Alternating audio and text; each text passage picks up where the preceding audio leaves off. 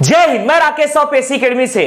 आज हम आधुनिक छत्तीसगढ़ के इतिहास में भारतीय राष्ट्रीय आंदोलन के अंतर्गत एक फ्रेश टॉपिक डिस्कस करने जा रहे हैं। सविनय अवज्ञा आंदोलन, civil disobedience movement in Chhattisgarh. आज हम छत्तीसगढ़ में सविनय अवज्ञा आंदोलन को डिस्कस करने जा रहे हैं। सबसे पहले हम डिस्कस करेंगे कि किस प्रकार से भारतवर्ष में 6 अप्रैल 1930 को महात्मा गांधी के द्वारा सविनय अवज्ञा आंदोलन का प्रतिपादन किया गया और किस प्रकार से छत्तीसगढ़ में सविनय अवज्ञा आंदोलन प्रारंभ होता है, इसे आज हम डिस्कस करने जा रहे हैं। तो सबसे पहले भारत के परिदृश्य में हम डिस्कस करेंगे सविनय अवज्ञा आंदोलन और इसके बाद हम डिस्कस करेंगे छत्तीसगढ़ के परिदृश्य में सविनय अवज्ञा आंदोलन। ध्यान दीजिएगा, यह है हमारा देश भारत, यह है हमारा देश भारत।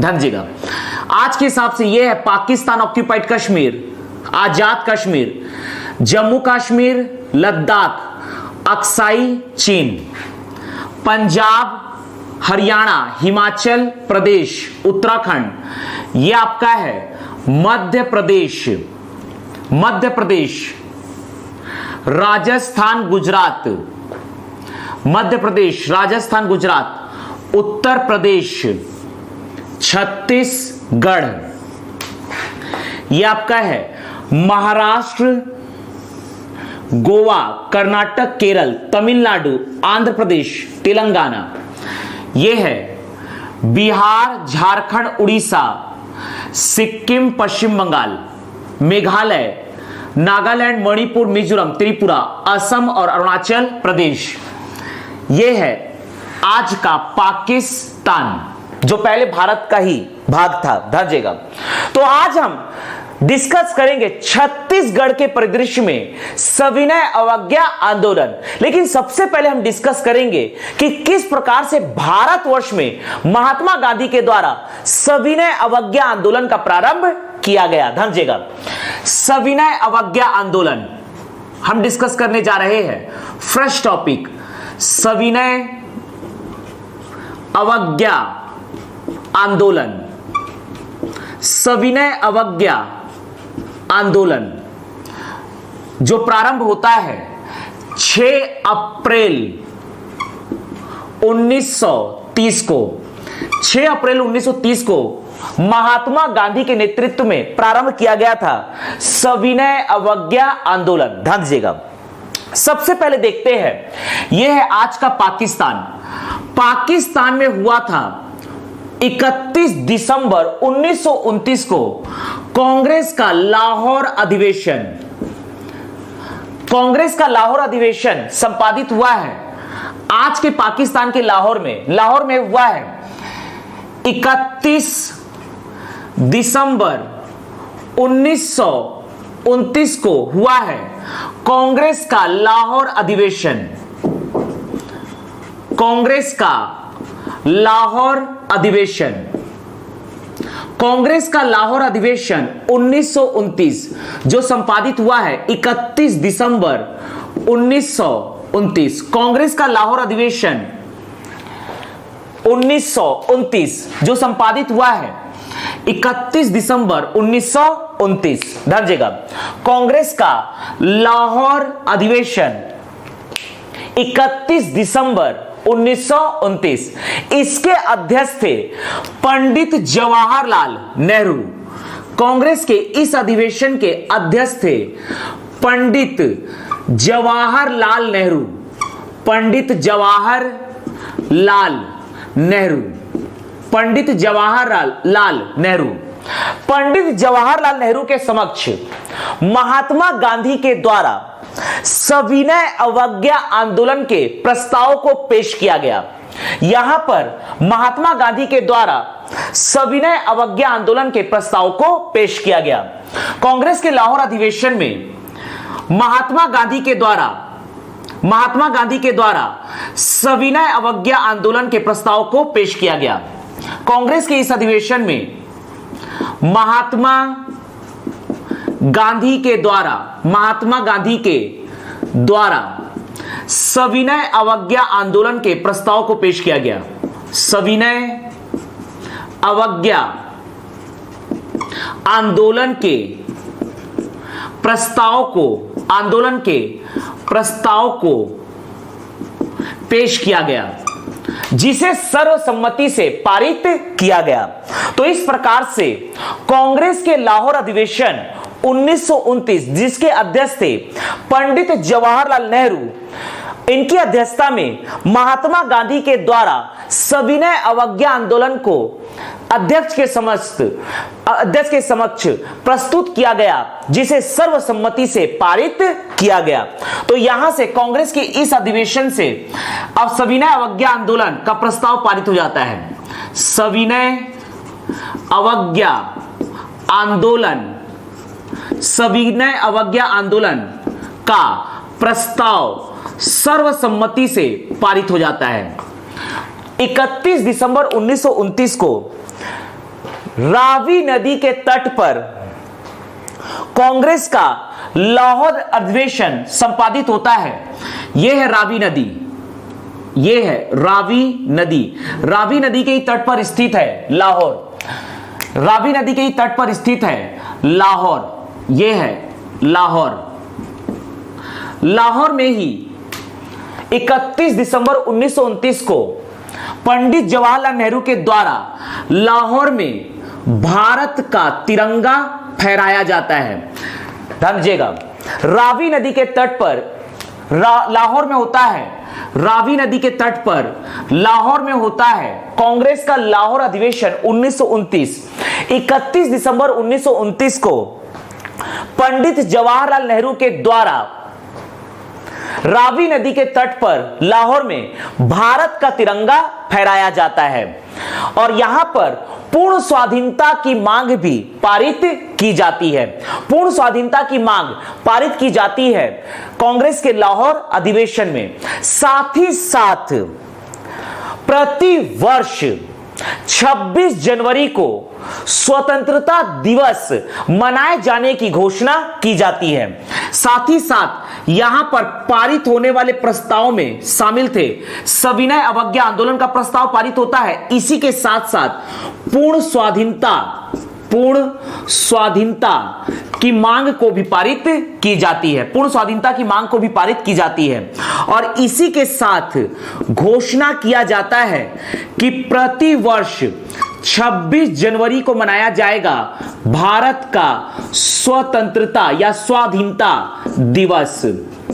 हालांकि भारत स्वतंत्र होता है 15 अगस्त 1947 को। इस प्रकार से हम कह सकते हैं कि यहां पर 26 जनवरी को प्रतिवर्ष स्वतंत्रता दिवस के रूप में घोषित किया जाता है और भारत का पहला स्वतंत्रता दिवस मनाया जाता है 26 जनवरी 1930 से लेकर 26 जनवरी 1947 तक। लेकिन वास्तव में भारत स्वतंत्र होता है 15 अगस्त 1947 को। इसीलिए भारत में 15 अगस्त 1947 से भारत का स्वतंत्रता दिवस मनाया जाता है। भारत क्योंकि स्वतंत्र हुआ है 15 अगस्त 1947 को।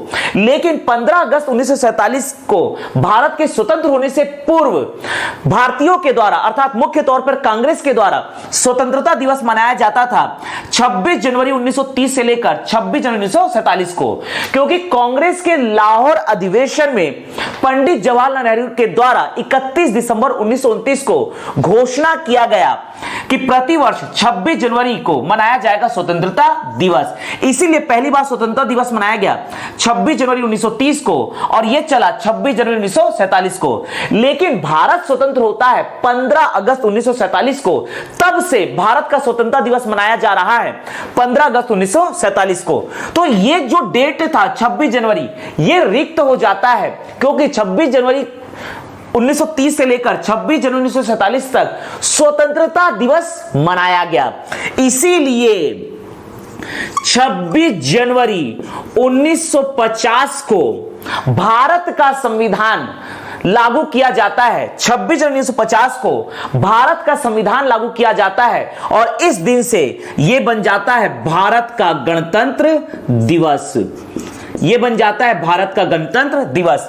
तो यहां पर कांग्रेस के लाहौर अधिवेशन में दो मुख्य बातें पारित हुई थी, एक तो पूर्ण स्वाधीनता, दूसरा सविनय अवज्ञा आंदोलन को पारित किया जाता है। सविनय अवज्ञा आंदोलन के प्रस्ताव को पारित किया जाता है और यहीं पर पंडित जवाहरलाल नेहरू के द्वारा रावी नदी के तट पर लाहौर में 31 दिसंबर 1929 को भारत का तिरंगा फहराया जाता है। ध्यान दीजिएगा, हमें वास्तव में डिस्कस करना है सविनय अवज्ञा आंदोलन। तो सविनय अवज्ञा आंदोलन की पृष्ठभूमि रखी जाती है कांग्रेस के लाहौर अधिवेशन से। 31 दिसंबर 1929 को रावी नदी के तट पर लाहौर में आयोजित होता है कांग्रेस का लाहौर अधिवेशन, जिसके अध्यक्ष बनते हैं पंडित जवाहरलाल नेहरू।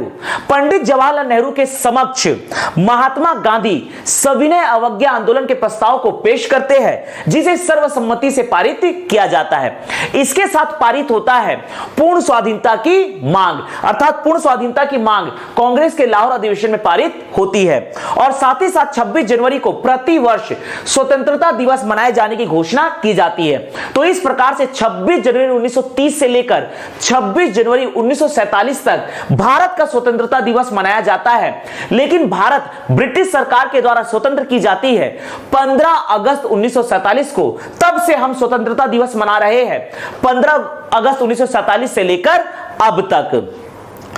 अब यहां पर 26 जनवरी का जो तिथि है यह रिक्त हो जाता है, तो इसलिए 26 जनवरी 1950 को भारत का संविधान लागू किया जाता है और तब से लेकर 26 जनवरी 1950 से लेकर अब तक 26 जनवरी की तिथि में हमारे देश में मनाया जाता है गणतंत्र दिवस।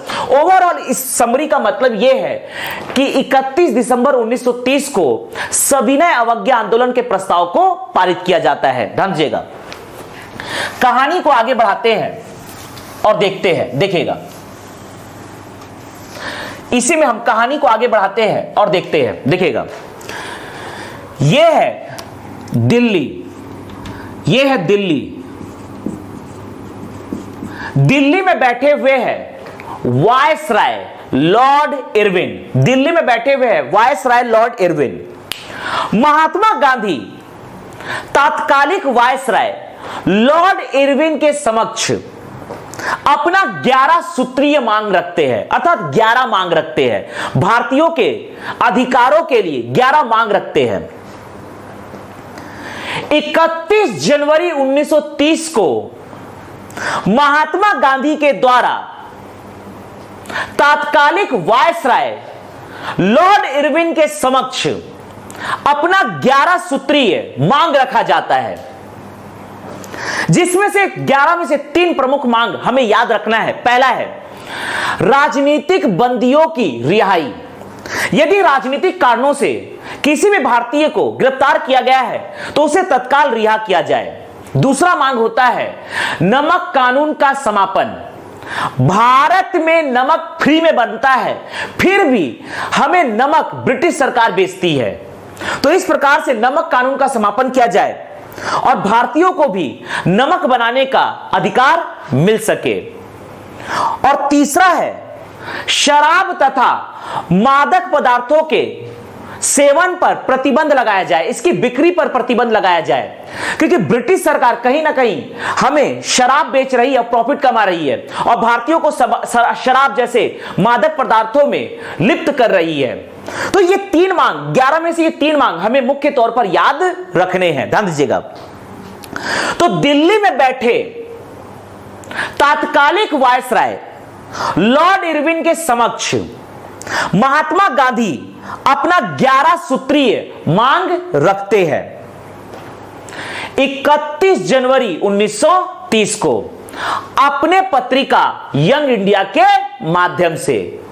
लेकिन लॉर्ड इरविन के द्वारा महात्मा गांधी के द्वारा मांगे गए 11 मांग को तत्काल निरस्त कर दिया जाता है, ठुकरा दिया जाता है।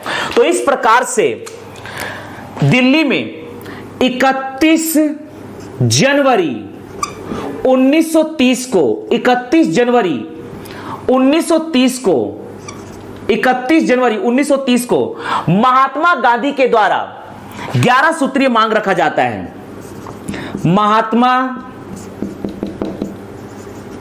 गांधी का 11 सूत्रीय मांग, महात्मा गांधी का 11 सूत्रीय मांग, महात्मा गांधी के द्वारा तात्कालिक वायसराय लॉर्ड इरविन के समक्ष, यहां पर वायसराय रहते हैं दिल्ली में, वायसराय बैठे हुए भारत के लॉर्ड इरविन के समक्ष अपना 11 सूत्रीय मांग रखा जाता है।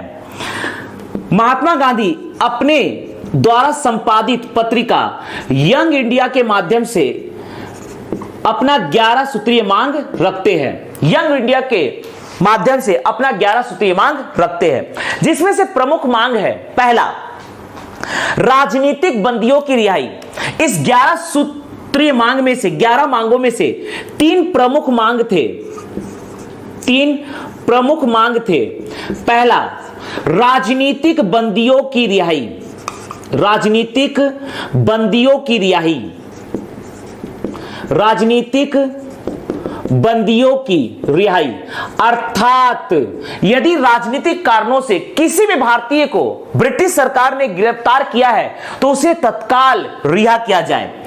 दूसरा मांग था नमक कानून का समापन, नमक कानून का समापन।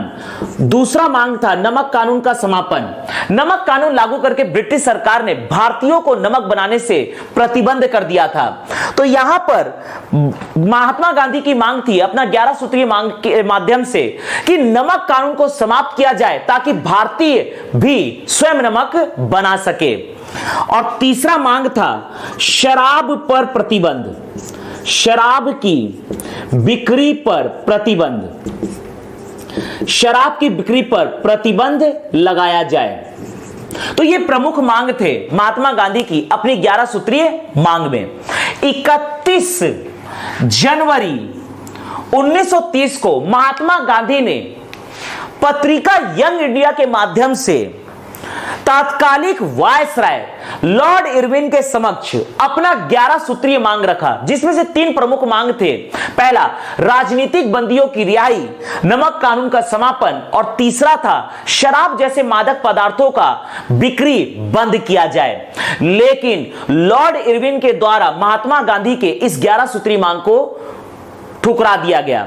इसके बाद महात्मा गांधी अब प्रारंभ करते हैं नमक सत्याग्रह। ध्यान दीजिएगा, जैसा कि कांग्रेस के लाहौर अधिवेशन में सविनय अवज्ञा आंदोलन का प्रारंभ हो चुका है, महात्मा गांधी को यह पता था कि मैं अपना 11 सूत्रीय मांग लॉर्ड इरविन के समक्ष रखूंगा, लेकिन उसे वो ठुकरा देगा। इसीलिए इसके पहले ही कांग्रेस के लाहौर अधिवेशन में सविनय अवज्ञा आंदोलन के प्रस्ताव को पारित कर लिया गया था, क्योंकि महात्मा गांधी को पता था कि मैं जैसे ही लॉर्ड इरविन के समक्ष अपना 11 सूत्रीय मांग रखूंगा, लॉर्ड इरविन के द्वारा से ठुकरा दिया जाएगा। अब चूंकि सविनय अवज्ञा आंदोलन को 1 महीने पहले ही 31 दिसंबर 1929 को कांग्रेस के लाहौर अधिवेशन में पारित किया जा चुका है, तो अब यहां पर सविनय अवज्ञा आंदोलन को प्रारंभ किया जाएगा। लेकिन महात्मा गांधी भी सविनय अवज्ञा आंदोलन को अपने ही स्टाइल में प्रारंभ करते हैं। सबसे पहले महात्मा गांधी के द्वारा 12 मार्च 1930 को प्रारंभ किया जाता है नमक सत्याग्रह, दांडी यात्रा या दांडी मार्च। 12 मार्च 1930 को महात्मा गांधी 78 सदस्यों के साथ, जिसमें एक अमेरिकी पत्रकार वेब मिलर भी होता है, 24 दिनों तक साबरमती आश्रम अहमदाबाद से यात्रा करते हैं और 24 दिन की यात्रा के बाद 276 किलोमीटर दूरी तय करने के बाद ये पहुंचते हैं समुद्र के तट पर स्थित स्थान दांडी में। इसे ही कहा जाता है दांडी यात्रा। अर्थात 12 मार्च 1930 को 78 सदस्यों के सहित महात्मा गांधी अमेरिकी पत्रकार वेब मिलर के साथ 24 दिन साबरमती आश्रम अहमदाबाद से दांडी तक की 276 किलोमीटर की यात्रा करते हैं और 5 अप्रैल 1930 को पहुंचते हैं दांडी, जहां पर 6 अप्रैल, एक दिन बाद 6 अप्रैल 1930 को नमक कानून को तोड़ा जाता है महात्मा गांधी के द्वारा और सविनय अवज्ञा आंदोलन का प्रारंभ किया जाता है। अंततः इसके एक महीने के बाद अर्थात 5 मई 1930 को महात्मा गांधी को महाराष्ट्र के सोलापुर से गिरफ्तार किया जाता है और इन्हें पुणे के यरवदा जेल में डाल दिया जाता है।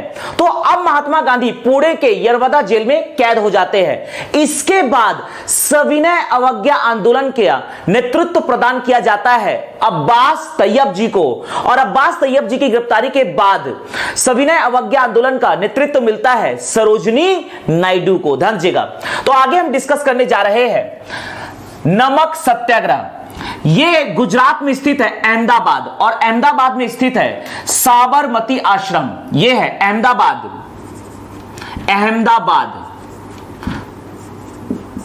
अहमदाबाद में स्थित है साबरमती आश्रम।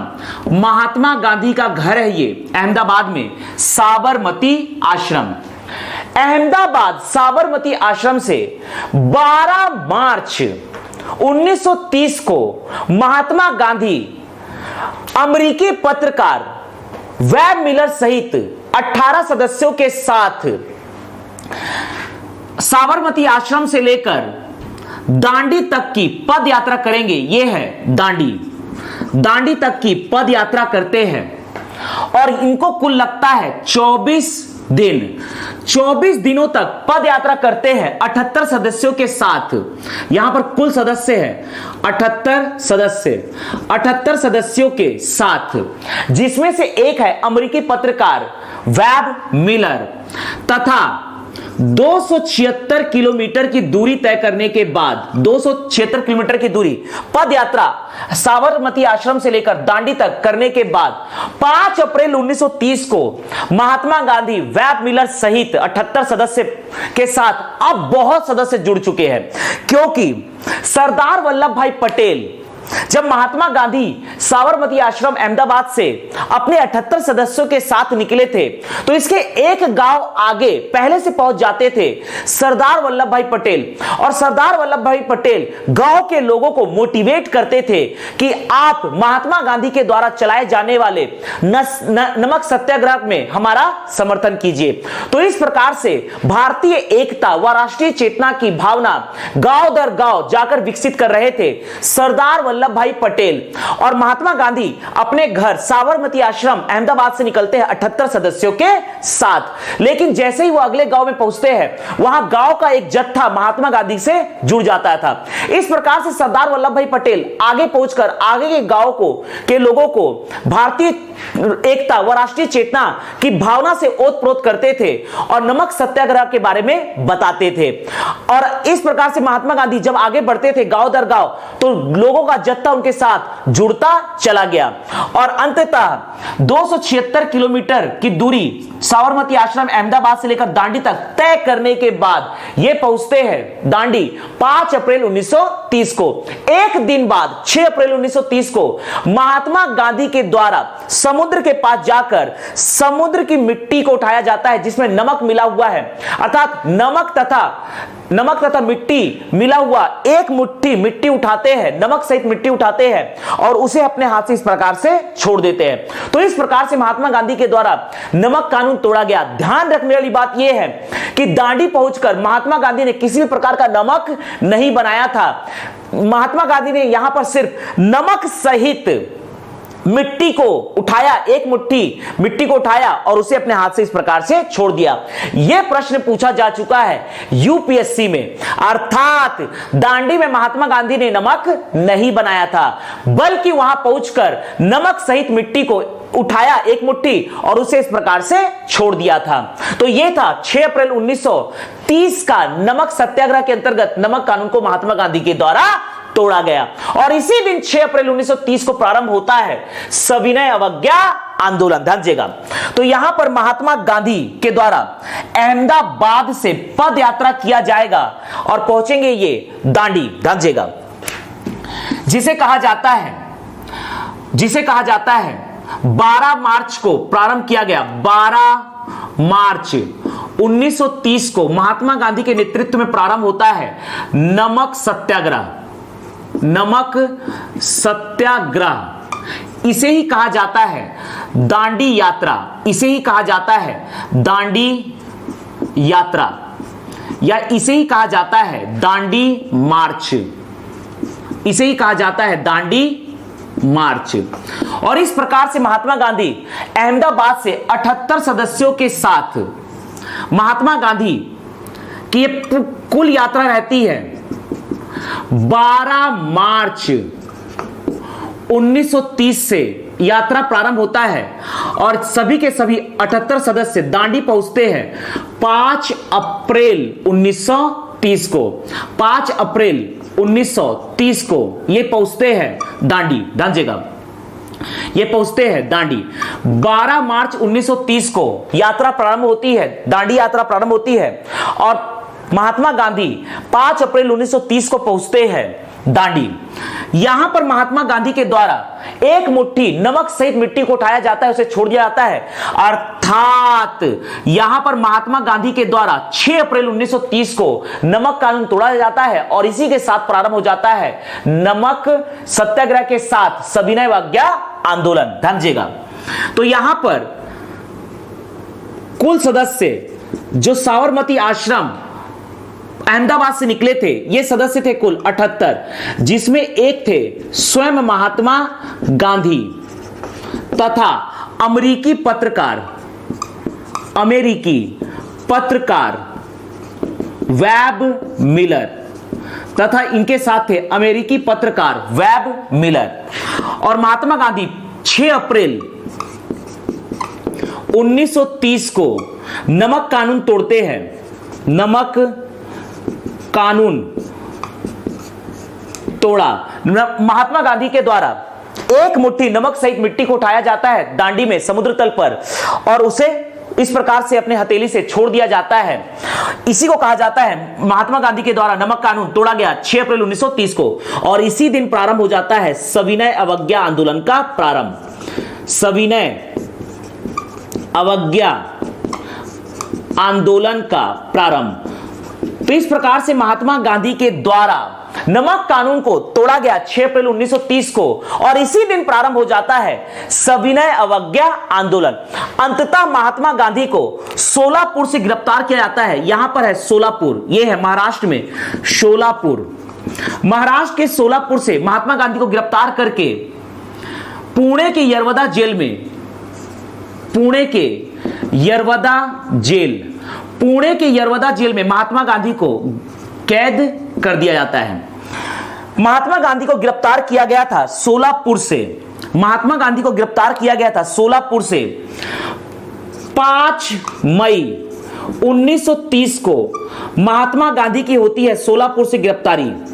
महात्मा गांधी की गिरफ्तारी, नमक कानून तोड़ने के कारण महात्मा गांधी को 5 मई 1930 को सोलापुर से गिरफ्तार किया जाता है और पुणे के यरवदा जेल में डाल दिया जाता है। तो इस प्रकार से महात्मा गांधी अब यरवदा जेल में कैद हो जाते हैं। महात्मा गांधी पुणे के यरवदा जेल में कैद हो जाते हैं। इसके बाद महात्मा गांधी को जब पुणे के यरवदा जेल में डाल दिया गया तो सविनय अवज्ञा आंदोलन के नेतृत्व करता बन जाते हैं अब्बास तैयब जी। अब सविनय अवज्ञा आंदोलन का नेतृत्व आ जाता है अब्बास तैयब जी के पास। अब्बास तैयब जी के पास आ जाता है और जैसे ही अब्बास तैयब जी गिरफ्तार होते हैं तो इसके बाद सविनय अवज्ञा आंदोलन की प्रमुख नेतृत्वकर्ता बन जाती है सरोजनी नायडू। तो यहां पर हमने ओवरऑल डिस्कस किया कि किस प्रकार से महात्मा गांधी के द्वारा दांडी मार्च, दांडी यात्रा नमक सत्याग्रह के तहत 6 अप्रैल 1930 को सविनय अवज्ञा आंदोलन को प्रारंभ किया।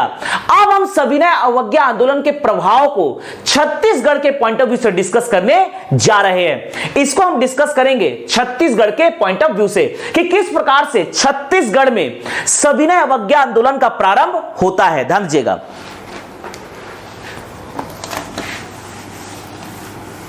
अब हम छत्तीसगढ़ में सविनय अवज्ञा आंदोलन को डिस्कस करने जा रहे हैं। छत्तीसगढ़ के परिप्रेक्ष्य में सविनय अवज्ञा आंदोलन।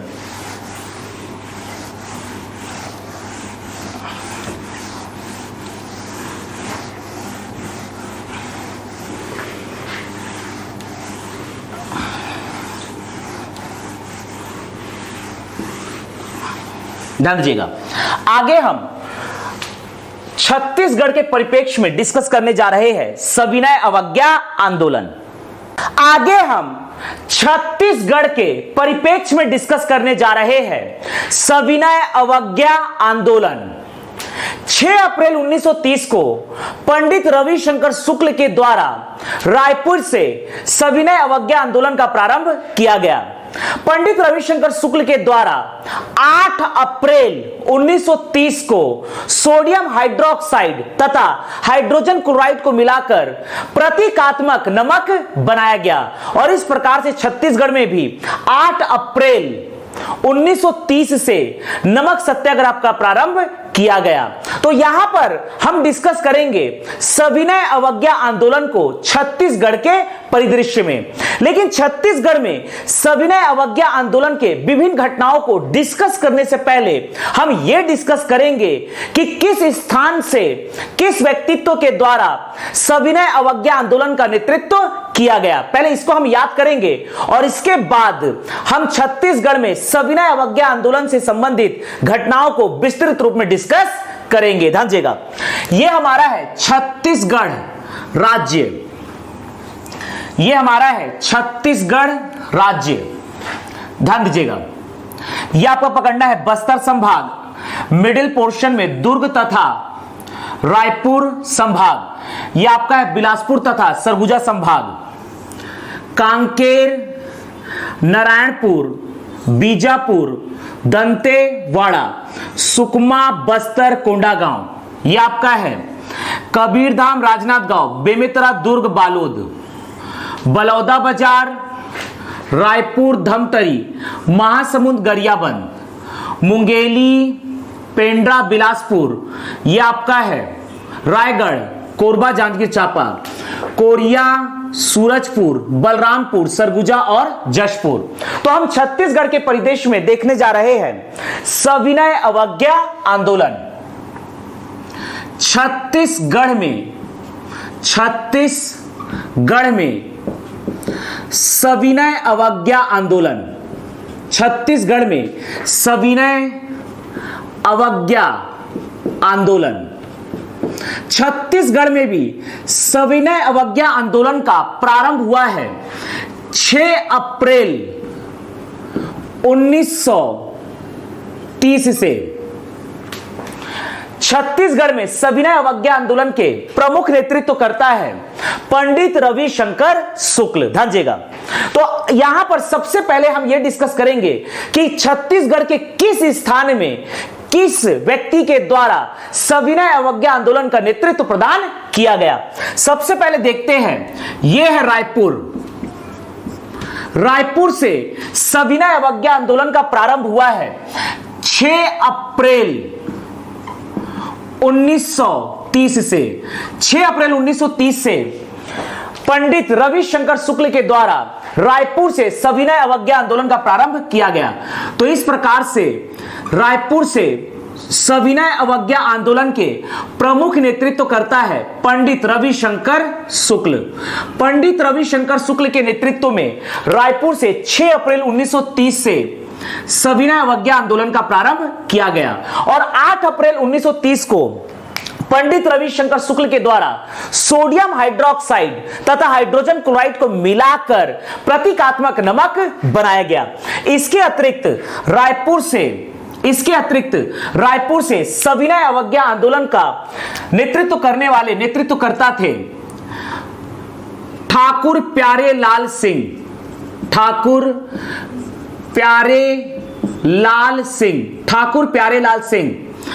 पंडित द्वारिका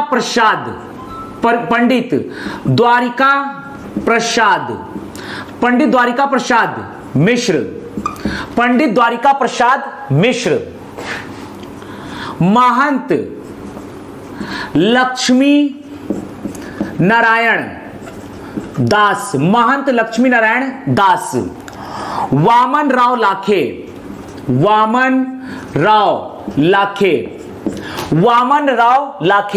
महंत लक्ष्मी नारायण दास, ठाकुर प्यारेलाल सिंह। इसके अतिरिक्त मौलाना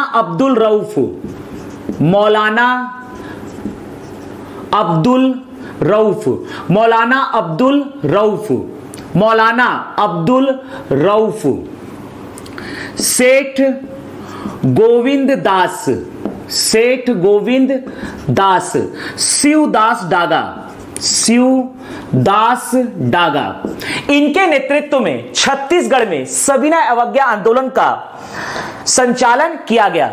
छत्तीसगढ़ में रायपुर से सविनय अवज्ञा आंदोलन के प्रमुख नेतृत्वकर्ता थे पंडित रविशंकर शुक्ल। इनके द्वारा 6 अप्रैल 1930 को छत्तीसगढ़ के रायपुर से सविनय अवज्ञा आंदोलन का प्रारंभ किया गया। ध्यान दीजिएगा। इसके बाद देखते हैं, यह आपका है महासमुंद, यह पकड़ना है महासमुंद। महासमुंद के कपड़ा व्यापारी लक्ष्मी लाल जैन, लक्ष्मी लाल जैन के द्वारा अपने कपड़ा दुकान से विदेशी कपड़ा को निकाला गया और उसे जला दिया गया। इस प्रकार से विदेशी वस्त्रों की होली जलाई गई महासमुंद के लक्ष्मी लाल जैन के द्वारा, जो कि एक कपड़ा व्यापारी थे। इसके बाद देखना है, यह आपका है धमतरी, यह देखना है धमतरी। धमतरी से हम डिस्कस करने जा रहे हैं सविनय अवज्ञा आंदोलन का नेतृत्व। ध्यान दीजिएगा, धमतरी से सविनय अवज्ञा आंदोलन का नेतृत्व किया है। धमतरी में 8 अप्रैल 1930 को प्रारंभ होता है सविनय अवज्ञा आंदोलन। नारायण राव मेघावाले के नेतृत्व में, नारायण राव मेघावाले के द्वारा भी सोडियम हाइड्रोक्साइड और हाइड्रोजन क्लोराइड को मिलाकर प्रतीकात्मक नमक बनाया जाता है। 2 तोला प्रतीकात्मक नमक बनता है, जिसे 6 रुपए में करण तथा तेजपाल के द्वारा खरीदा जाता है। तो इस प्रकार से धमतरी से सविनय अवज्ञा आंदोलन प्रारंभ करने का श्रेय जाता है नारायण राव मेघावाले को। इसके अतिरिक्त धमतरी से प्रमुख नेतृत्वकर्ता होते हैं सविनय अवज्ञा आंदोलन के पंडित सुंदरलाल शर्मा, पंडित सुंदरलाल शर्मा, बाबू छोटेलाल श्रीवास्तव, बाबू छोटेलाल श्रीवास्तव, बाबू छोटेलाल श्रीवास्तव, पंडित सुंदरलाल शर्मा, बाबू छोटेलाल श्रीवास्तव, नथुजी जगताप, नथुजी जगताप। तो ये है धमतरी से प्रमुख नेतृत्वकर्ता। अभी हम सिर्फ नेतृत्वकर्ता के नाम स्थान के आधार पर याद कर रहे हैं। इसके बाद सविनय अवज्ञा आंदोलन की विभिन्न घटनाओं को हम डिटेल में डिस्कस करेंगे। ध्यान दीजिएगा, यह आपको देखना है बिलासपुर, यहां पर है बिलासपुर। बिलासपुर से सविनय अवज्ञा आंदोलन का प्रारंभ। बिलासपुर से भी 8 अप्रैल 1930 को सविनय अवज्ञा आंदोलन का प्रारंभ होता है। दिवाकर कार्लिकर, दिवाकर कार्लिकर, दिवाकर कार्लिकर 8 अप्रैल 1930 को दिवाकर कार्लिकर के द्वारा योजनाबद्ध तरीके से बिलासपुर के शराब दुकान के समक्ष धरना प्रदर्शन किया जाता है। तो इस प्रकार से बिलासपुर से सविनय अवज्ञा आंदोलन का प्रारंभ का श्रेय जाता है दिवाकर कार्लिकर को। दिवाकर कार्लिकर के द्वारा बिलासपुर से सविनय अवज्ञा आंदोलन का प्रारंभ किया गया।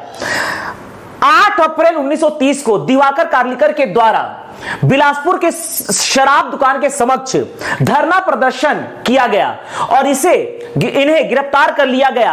अंततः 8 अप्रैल 1930 को दिवाकर कार्लिकर की गिरफ्तारी के बाद वासुदेव देवरस के द्वारा वानर सेना की स्थापना की गई। वासुदेव देवरस के द्वारा 8 अप्रैल 1930 को वानर सेना का निर्माण किया गया। तो छत्तीसगढ़ की पहली वानर सेना बनती है बिलासपुर में। छत्तीसगढ़ की दूसरी वानर सेना रायपुर में बनेगी द्वितीय सविनय अवज्ञा आंदोलन के दौरान, अर्थात 1932 में बलीराम आजाद के द्वारा। ध्यान दीजिएगा, तो दिवाकर कार्लिकर के अतिरिक्त बिलासपुर से सविनय अवज्ञा आंदोलन के संचालन करने वाले व्यक्तित्व थे वासुदेव देवरस, बैरिस्टर छेदीलाल, बैरिस्टर छेदीलाल, यदुनंदन प्रसाद श्रीवास्तव, नंदन प्रसाद श्रीवास्तव, यदुनंदन प्रसाद श्रीवास्तव। शिव दुलारे मिश्र, शिव दुलारे मिश्र। इसके बाद पंडित मुरलीधर मिश्र। देवी प्रसाद चौधरी। क्रांति कुमार भारती के नेतृत्व में बिलासपुर में सविनय अवज्ञा आंदोलन का संचालन किया गया। इसके बाद हम देखने जा रहे हैं, यह आपका है मुंगेली के फोकट पारा में स्थित था फोकट पारा नाला। पंडित कालीचरण शुक्ल के द्वारा मुंगेली के फोकट पारा नाले से मिट्टी युक्त पानी उठाया गया, उसे कढ़ाई में खौलाया गया और खौला के प्रतीकात्मक नाले के पानी से नमक बनाया गया। ध्यान देगा, तो मुंगेली में नमक सत्याग्रह अर्थात सविनय अवज्ञा आंदोलन का संचालन किया है। प्रमुख नेतृत्व करता है 8 अप्रैल 1930 को मुंगेली से भी प्रारंभ होता है सविनय अवज्ञा आंदोलन। पंडित कालीचरण शुक्ल के नेतृत्व में मुंगेली से प्रारंभ होता है सविनय अवज्ञा आंदोलन। और मुंगेली में सविनय अवज्ञा आंदोलन के संचालन के प्रमुख नेतृत्वकर्ता पंडित कालीचरण शुक्ल के अतिरिक्त रहते हैं पंडित राम गोपाल तिवारी, गजाधर राव, पंडित राम गोपाल तिवारी तथा गजाधर राव। इसके बाद आगे हम डिस्कस कर रहे हैं, यह आपका देखना है, देखिएगा, यह है धमतरी से प्रमुख नेतृत्व करता है नारायण राव मेघावाले, पंडित सुंदरलाल शर्मा, बाबू छोटेलाल श्रीवास्तव, नथु जी जगताप। यह आपका देखना है दुर्ग में से सविनय अवज्ञा आंदोलन का प्रारंभ हुआ है 3 अगस्त 1930 को। इसके प्रमुख नेतृत्व करता थे घनश्याम सिंह गुप्त के द्वारा भी 3 अगस्त 1930 को औपचारिक रूप से नमक सत्याग्रह कार्यक्रम चलाया जाता है और यहां पर भी सोडियम हाइड्रोक्साइड तथा हाइड्रोजन क्लोराइड के द्वारा प्रतीकात्मक नमक बनाया जाता है घनश्याम सिंह गुप्त के द्वारा 3 अगस्त 1930 को। दुर्ग से 3 अगस्त 1930 को घनश्याम सिंह गुप्त के नेतृत्व में सविनय अवज्ञा आंदोलन का प्रारंभ होता है। इसके अतिरिक्त दुर्ग से अन्य नेतृत्व करता रहते हैं नरसिंह प्रसाद अग्रवाल,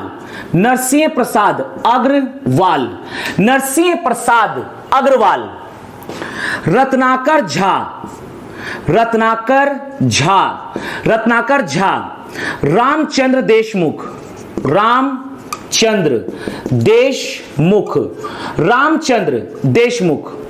रत्नाकर झा, नरसिंह प्रसाद अग्रवाल, रत्नाकर झा, रामचंद्र देशमुख। इसके अतिरिक्त घनश्याम सिंह गुप्त के अतिरिक्त ये प्रमुख नेतृत्व करता रहते हैं नरसिंह प्रसाद अग्रवाल, रत्नाकर झा, रामचंद्र देशमुख, वाई.वी. तामसकर।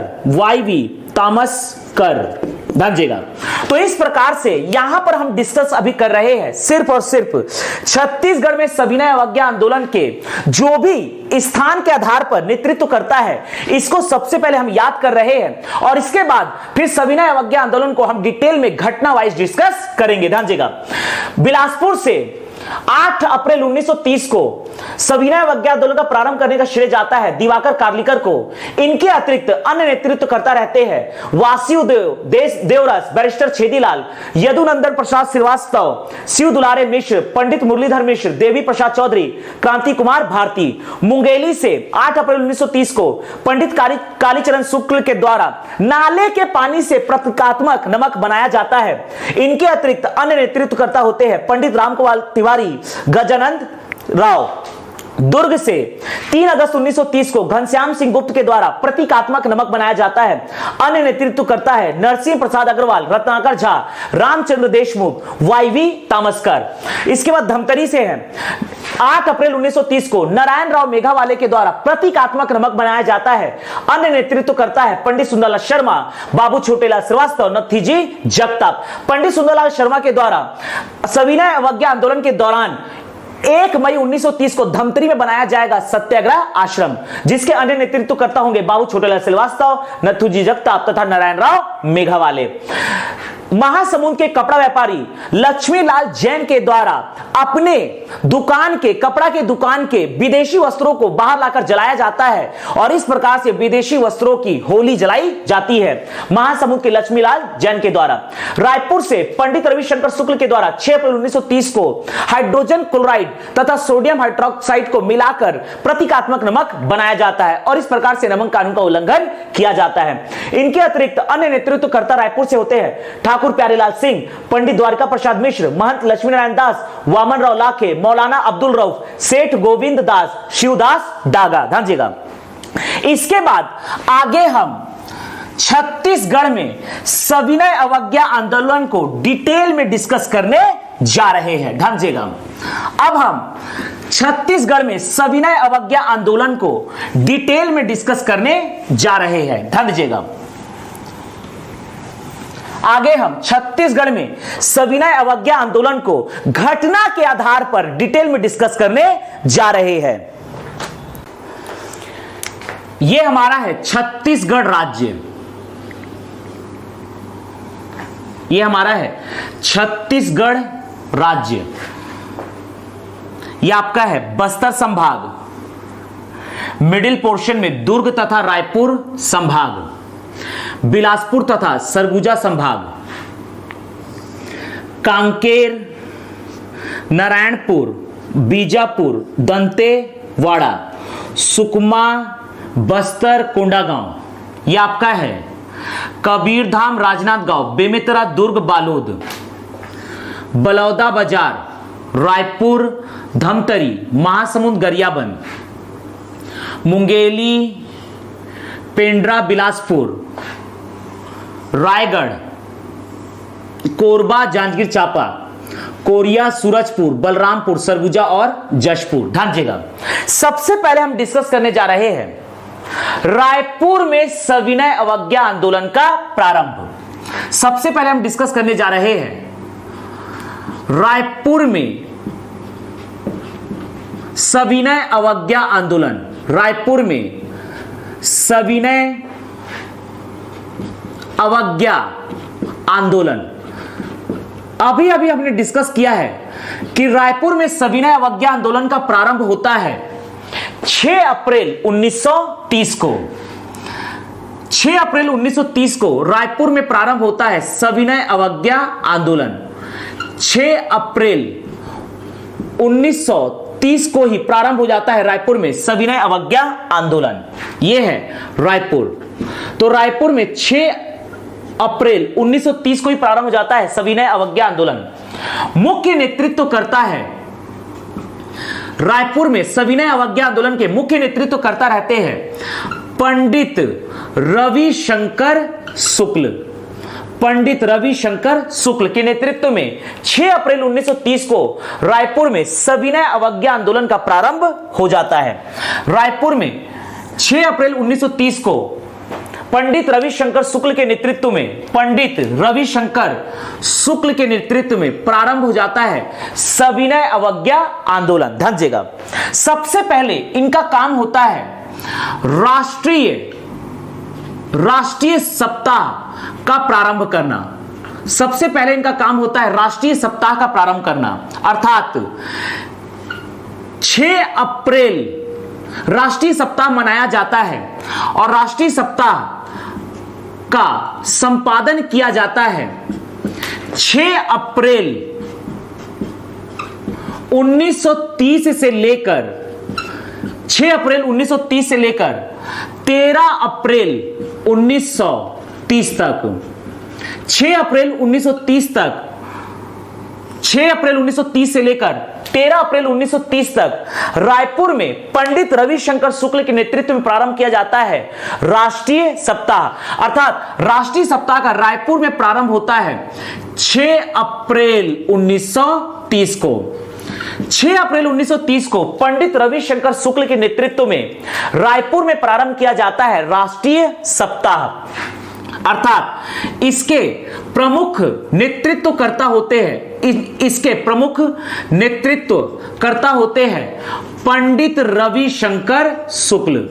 पंडित रविशंकर शुक्ल के नेतृत्व में रायपुर में 6 अप्रैल 1930 से लेकर 13 अप्रैल 1930 तक राष्ट्रीय सप्ताह मनाया जाता है।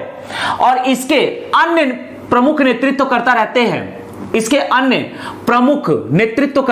हैं, अन्य प्रमुख नेतृत्वकर्ता होते हैं राष्ट्रीय सप्ताह में जिन्होंने अपनी भूमिका निभाई है। वो रहते हैं महंत लक्ष्मी नारायण दास, महंत लक्ष्मी नारायण दास। इनके अतिरिक्त ठाकुर प्यारेलाल सिंह,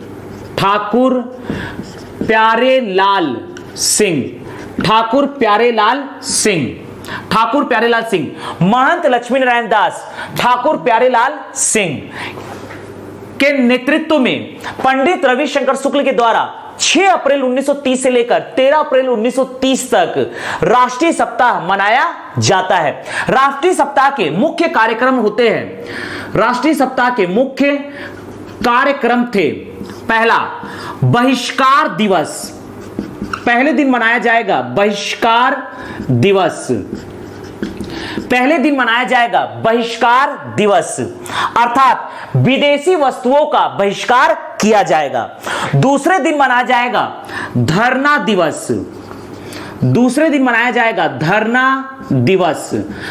दिवस, अर्थात शराब दुकान के समक्ष धरना प्रदर्शन किया जाएगा। इसके बाद मनाया जाएगा गांधी दिवस, अर्थात सत्याग्रहियों को मोटिवेट करने के लिए, उनमें उत्साह उत्पन्न करने के लिए भजन कीर्तन किया जाएगा। इसके अतिरिक्त मनाया जाएगा महिला दिवस के तौर पर महिलाओं का एक जत्था या जुलूस निकाला जाएगा, शांतिपूर्वक महिलाओं के द्वारा एक जुलूस का प्रतिपादन किया जाएगा, प्रदर्शन किया जाएगा। इसके अतिरिक्त गढ़वाल दिवस मनाया जाएगा।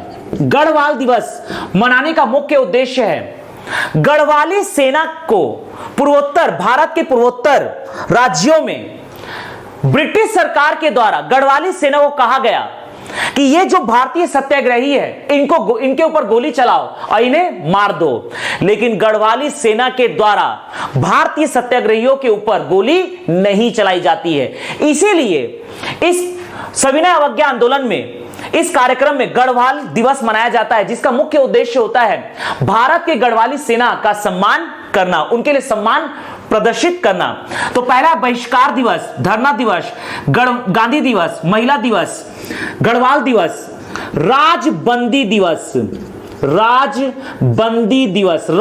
दिवस का मुख्य उद्देश्य है कि किसी भी प्रकार का ब्रिटिश सरकार को सहयोग प्रदान ना करना, अर्थात स्वतः ही राजबंदी हो जाए। और लास्ट है झंडा दिवस, अर्थात ब्रिटिश सरकार के यूनियन चेक को हटाकर उसके स्थान पर तिरंगा फहराया जाए। तो इस प्रकार से राष्ट्रीय सप्ताह जो कि प्रारंभ होता है पंडित रविशंकर शुक्ल, महंत लक्ष्मी नारायण दास तथा ठाकुर प्यारेलाल सिंह के नेतृत्व में 6 अप्रैल 1930 को यहां के प्रमुख कार्यक्रम होते हैं राष्ट्रीय सप्ताह के अंतर्गत बहिष्कार दिवस, धरना दिवस, गांधी दिवस, महिला दिवस, गढ़वाल दिवस, राजबंदी दिवस तथा झंडा दिवस का प्रतिपादन किया जाता है। राष्ट्रीय सप्ताह के बीच 8 अप्रैल 1930 को पंडित रविशंकर शुक्ल के द्वारा रायपुर में सोडियम हाइड्रोक्साइड तथा हाइड्रोजन क्लोराइड को मिलाकर प्रतीकात्मक नमक बनाया जाता है और नमक कानून को तोड़ा जाता है। ध्यान दीजिएगा। इसी बीच रायपुर में अप्रैल 1930 को नमक सत्याग्रह चलाया जाता है। नमक सत्याग्रह चलाया जाता है और इसके प्रमुख नेतृत्वकर्ता होते हैं, इसके मुख्य नेतृत्वकर्ता होते हैं पंडित रविशंकर शुक्ल। पंडित रविशंकर शुक्ल। पंडित रविशंकर शुक्ल के द्वारा यहां पर सोडियम हाइड्रोक्साइड तथा हाइड्रोजन क्लोराइड को मिलाकर नमक बनाया जाता है NaCl प्लस यहां आएगा H2O और इस प्रकार से पंडित रविशंकर शुक्ल के द्वारा नमक कानून को तोड़ा जाता है। यहां पर पंडित रविशंकर शुक्ल के साथ रहते हैं महंत लक्ष्मी नारायण दास, ठाकुर प्यारेलाल सिंह। ध्यान दीजिएगा। तो इस प्रकार से रायपुर में 8 अप्रैल 1930 को पंडित रविशंकर शुक्ल के द्वारा नमक सत्याग्रह के तहत सोडियम हाइड्रोक्साइड तथा हाइड्रोजन क्लोराइड को मिलाकर प्रतीकात्मक नमक बनाया जाता है और नमक कानून को तोड़ा जाता है। ध्यान दीजिएगा। इसी में हम आगे बढ़ रहे हैं। रायपुर में सविनय अवज्ञा आंदोलन के आगे की घटना को हम डिस्कस कर रहे हैं। ध्यान दीजिएगा। रायपुर में आयोजित होता है 15 अप्रैल 1930 को 15 अप्रैल 1930 को रायपुर में आयोजित होता है महाकौशल राजनीतिक परिषद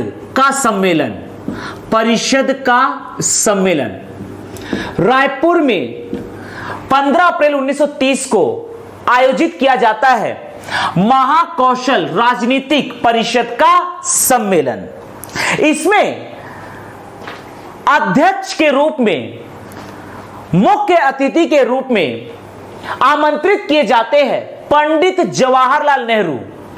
लेकिन पंडित जवाहरलाल नेहरू सविनय अवज्ञा आंदोलन के दौरान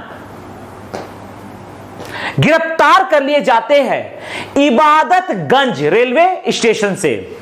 रायपुर में 15 अप्रैल 1930 को आयोजित किया जाता है महाकौशल राजनीतिक परिषद का सम्मेलन।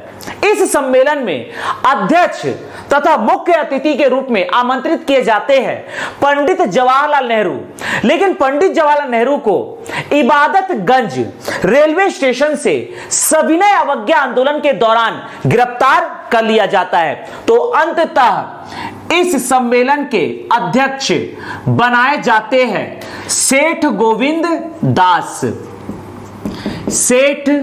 गोविंद दास को इस सम्मेलन का अध्यक्ष बनाया जाता है। यदि सेठ गोविंद दास यहां पर सेठ गोविंद दास अध्यक्ष बनाए जाते हैं इस सम्मेलन के, यदि पंडित जवाहरलाल नेहरू गिरफ्तार नहीं होते इबादतगंज रेलवे स्टेशन से, तो वो इस सम्मेलन के अध्यक्ष बनते। ध्यान दीजिएगा।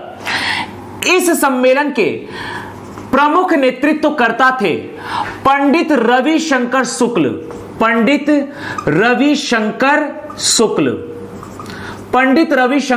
शुक्ल। इसके अध्यक्ष बनाए जाने थे पंडित जवाहरलाल नेहरू। लेकिन पंडित जवाहरलाल नेहरू को इबादतगंज रेलवे स्टेशन से गिरफ्तार कर लिया गया सविनय अवज्ञा आंदोलन के दौरान। तो इसके अध्यक्ष बनते हैं सेठ गोविंद दास और इसके प्रमुख नेतृत्वकर्ता रहते हैं सम्मेलन के पंडित रविशंकर शुक्ल, ठाकुर प्यारेलाल सिंह,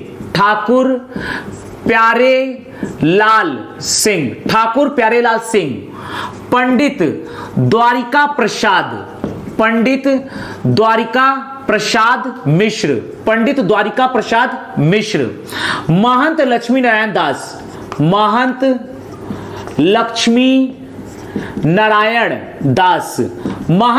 नारायण दास इसके प्रमुख नेतृत्वकर्ता रहते हैं। तो 15 अप्रैल 1930 को सेठ गोविंद दास की अध्यक्षता में महाकौशल राजनीतिक परिषद का सम्मेलन आयोजित होता है। हालांकि इसके मुख्य अतिथि के रूप में आमंत्रित किए गए थे पंडित जवाहरलाल नेहरू को, लेकिन पंडित जवाहरलाल नेहरू को इबादतगंज रेलवे स्टेशन से गिरफ्तार कर लिया गया था। रेलवे स्टेशन से गिरफ्तार कर लिया गया था। अंततः इसके अध्यक्ष बनते हैं सेठ गोविंद दास और प्रमुख नेतृत्व करता रहते हैं सम्मेलन के पंडित रविशंकर शुक्ल, ठाकुर प्यारेलाल सिंह, पंडित द्वारिका प्रसाद मिश्र, महंत लक्ष्मी नारायण दास। चूंकि यहां पर रायपुर में 5 व्यक्तियों के द्वारा सविनय अवज्ञा आंदोलन का क्रमागत या चरणबद्ध तरीके से संचालन किया जाता है, इसलिए उन 5 व्यक्तियों को कहा जाता है छत्तीसगढ़ के पांडव। ध्यान दीजिएगा, रायपुर में सविनय अवज्ञा आंदोलन को चरणबद्ध तरीके से संचालित करने का श्रेय 5 व्यक्तित्व को जाता है और इन 5 व्यक्तित्व को कहा जाता है 5 पांडव। छत्तीसगढ़ के 5 पांडव, छत्तीसगढ़ के 5 पांडव।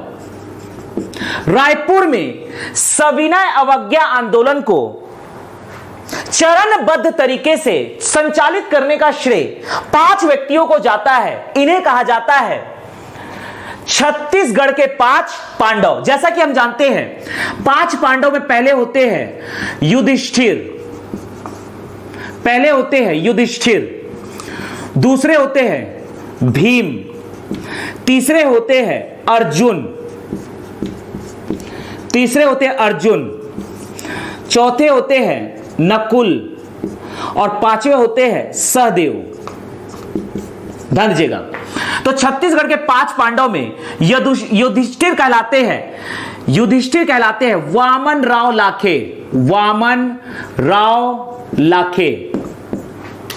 भीम कहलाते हैं महंत लक्ष्मी नारायण दास, महंत लक्ष्मी नारायण दास। अर्जुन कहलाते हैं ठाकुर प्यारेलाल सिंह।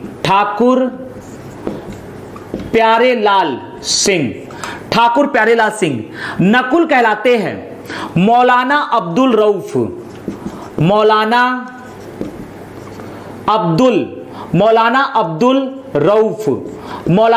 रऊफ तथा सहदेव कहलाते हैं शिवदास डागा। छत्तीसगढ़ के रायपुर में सविनय अवज्ञा आंदोलन को चरणबद्ध तरीके से संचालित करने का श्रेय 5 व्यक्तियों को जाता है, जो कहलाते हैं छत्तीसगढ़ के 5 पांडव। युधिष्ठिर कहलाते हैं वामन राव लाखे, भीम कहलाते हैं महंत लक्ष्मी नारायण दास, अर्जुन कहलाते हैं ठाकुर प्यारेलाल सिंह, नकुल कहलाते हैं मौलाना अब्दुल रऊफ, सहदेव कहलाते हैं शिवदास डागा।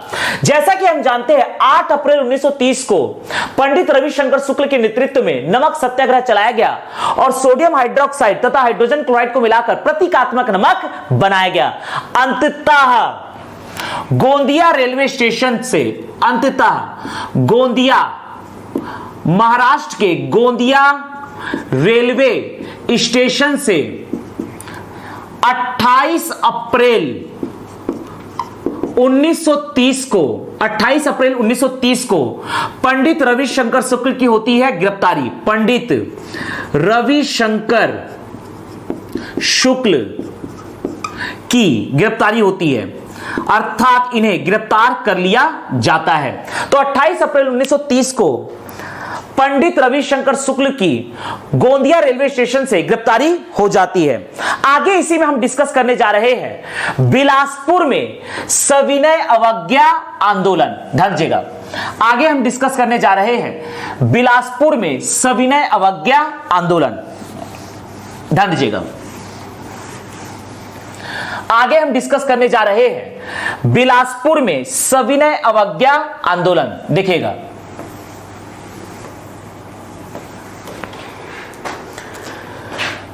बिलासपुर में सविनय अवज्ञा आंदोलन।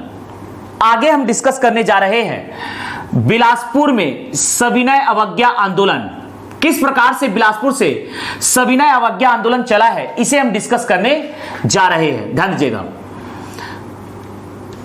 बिलासपुर में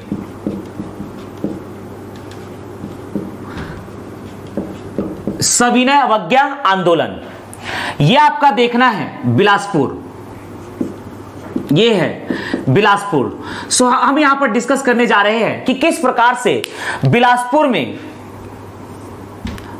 सविनय अवज्ञा आंदोलन का संचालन किया गया। ध्यान दीजिएगा, बिलासपुर में सविनय अवज्ञा आंदोलन का प्रारंभ होता है 8 अप्रैल 1930 को। 8 अप्रैल 1930 को दिवाकर कार्लिकर के द्वारा बिलासपुर के शराब दुकान में धरना प्रदर्शन किया जाता है।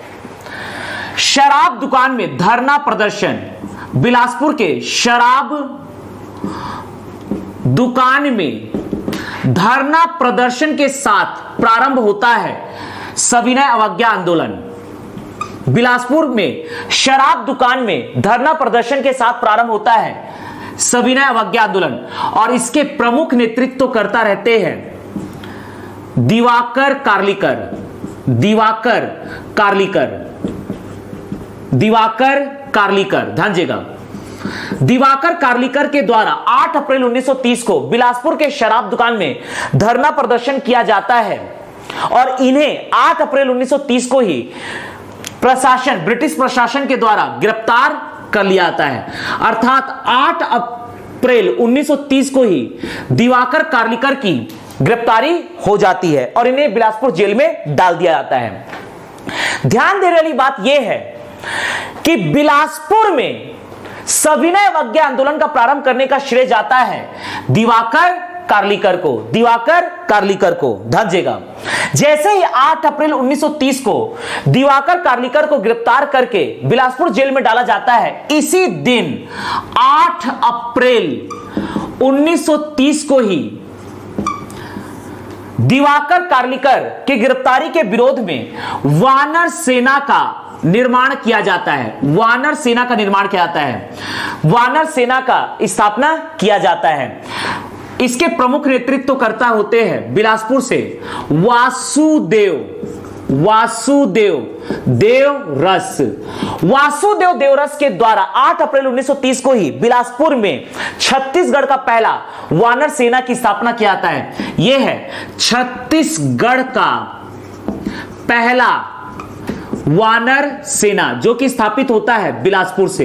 हालांकि छत्तीसगढ़ के रायपुर में भी बनता है बिलासपुर सेना, ध्यान दीजिएगा, लेकिन छत्तीसगढ़ के रायपुर में जो वानर सेना बना है बलीराम आजाद के द्वारा, यह प्रथम सविनय अवज्ञा आंदोलन में नहीं बना है।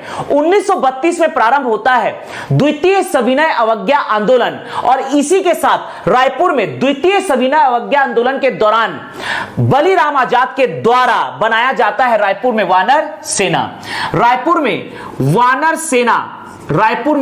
वानर सेना बनाया गया है द्वितीय सविनय अवज्ञा आंदोलन के दौरान, अर्थात 1932 में, और इसके संस्थापक होते हैं बलीराम आजाद, ध्यान दीजिएगा। लेकिन बिलासपुर में जो छत्तीसगढ़ का पहला वानर सेना का निर्माण हुआ है, यह है पहले सविनय अवज्ञा आंदोलन के दौरान हुआ है, जबकि रायपुर में निर्मित वानर सेना का निर्माण जो हुआ है, यह द्वितीय सविनय अवज्ञा आंदोलन के दौरान इसकी स्थापना की गई। तो यह है वानर सेना जिसकी स्थापना रायपुर में की गई बालक बलीराम आजाद के द्वारा 1932 में द्वितीय सविनय अवज्ञा आंदोलन के दौरान, क्योंकि 1932 में प्रारंभ हुआ था द्वितीय सविनय अवज्ञा आंदोलन। द्वितीय सविनय अवज्ञा आंदोलन 1932 में प्रारंभ हुआ था द्वितीय सविनय अवज्ञा आंदोलन, और इसी के साथ रायपुर में बलीराम आजाद के द्वारा वानर सेना की स्थापना की गई। लेकिन छत्तीसगढ़ की पहली वानर सेना है वासुदेव देवरस द्वारा निर्मित बिलासपुर में निर्मित वानर सेना, जिसकी स्थापना की गई है 8 अप्रैल 1930 को। ध्यान दीजिएगा, कहानी को आगे बढ़ाते हैं, देखिएगा। इसके बाद यह पकड़ना है बिलासपुर। ध्यान दीजिएगा, कहानी को आगे बढ़ाते हैं। बिलासपुर में देखिएगा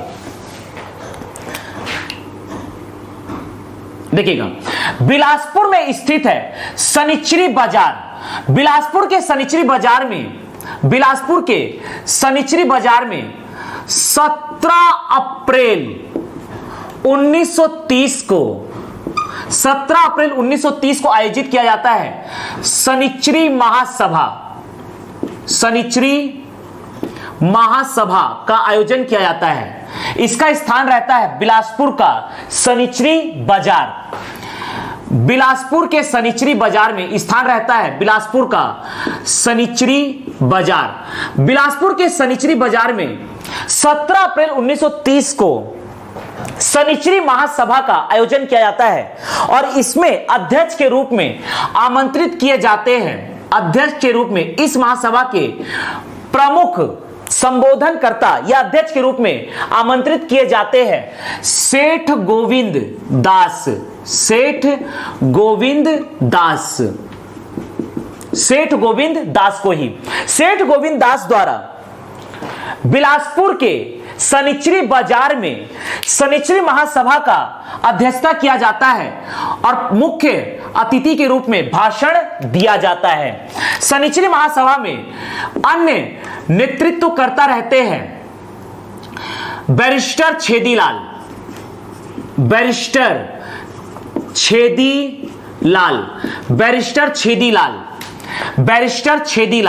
इसके अतिरिक्त यदुनंदन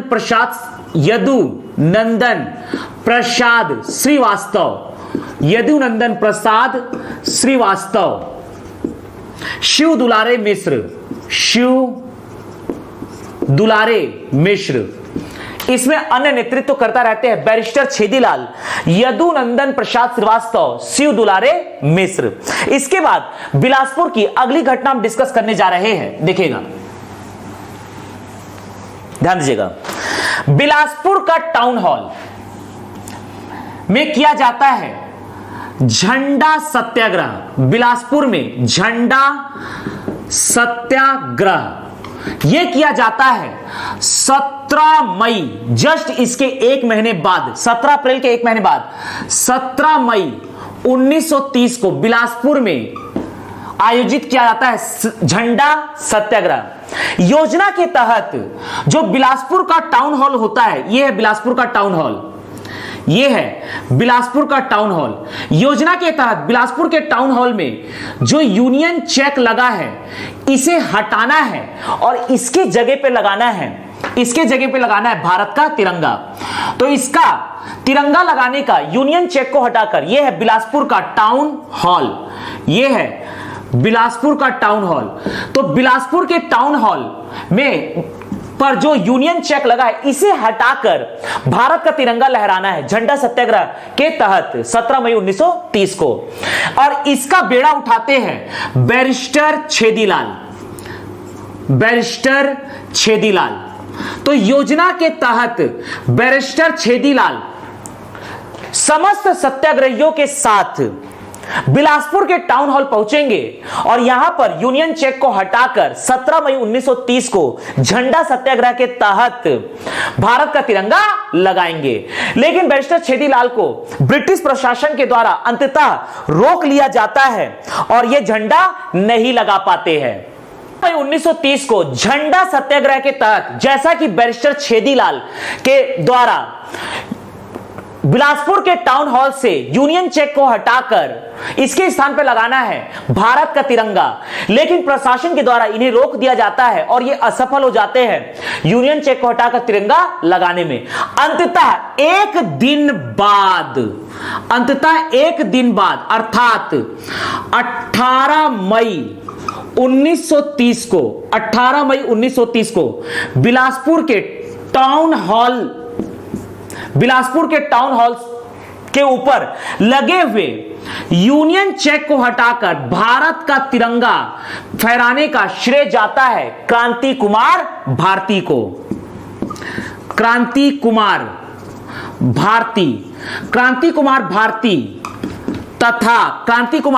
तथा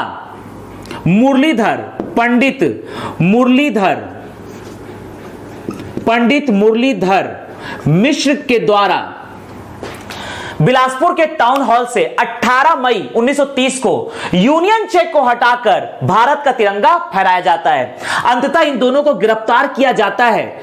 इन दोनों की होती है गिरफ्तारी और इन्हें लगभग 3 माह की सजा सुनाई जाती है और इन्हें होती है दोनों को 3 माह की सजा। ध्यान देगा। कहानी को आगे बढ़ाते हैं। इसके बाद कहानी को हम आगे बढ़ाते हैं। देखिएगा, बिलासपुर में कहानी को आगे बढ़ाते हैं। 17 मई के बाद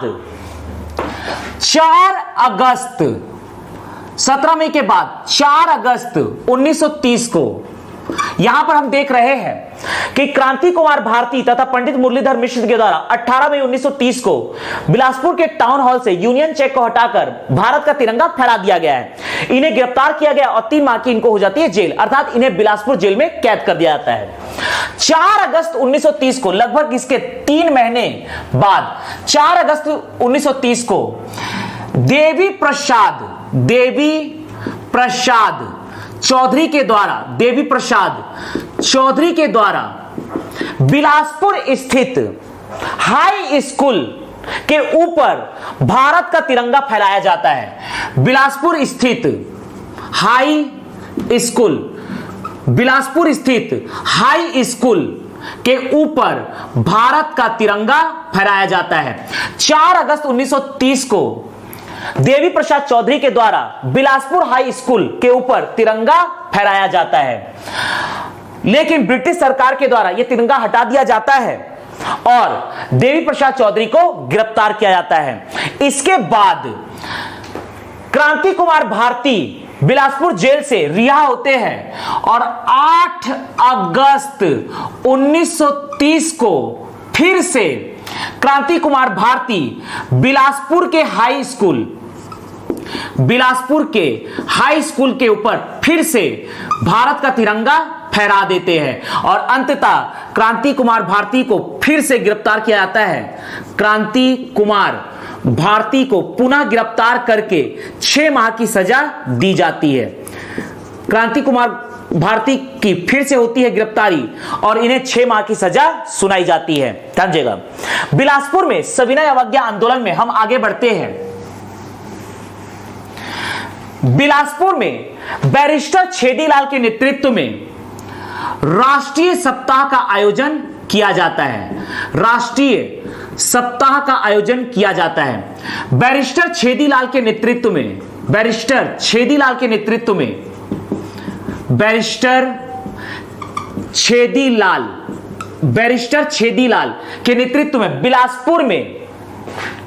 बिलासपुर में 18 अगस्त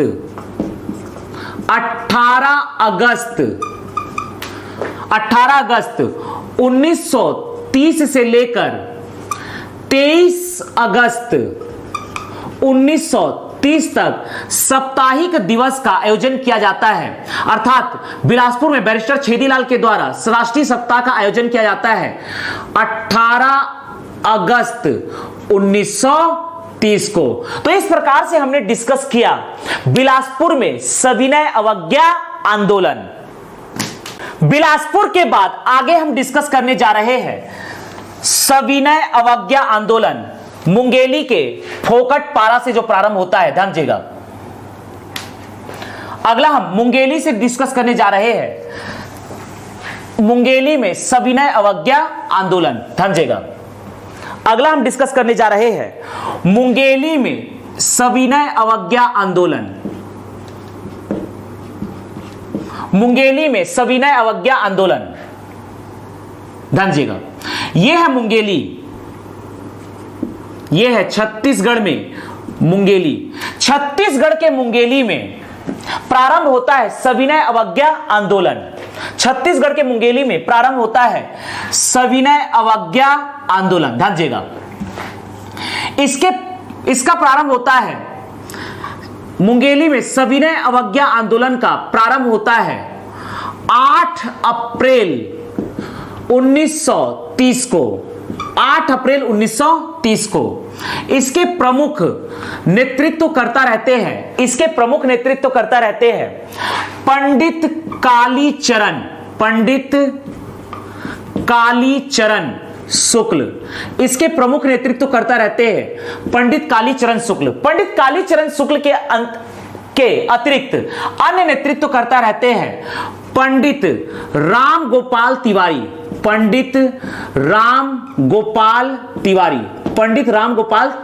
ध्यान तथा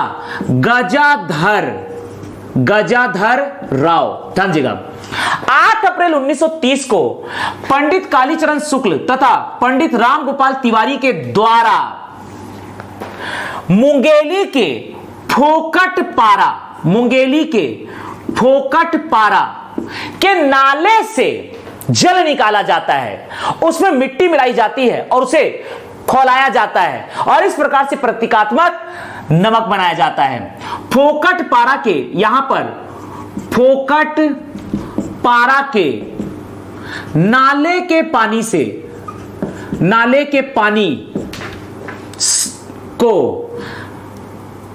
पानी में मिले हुए मिट्टी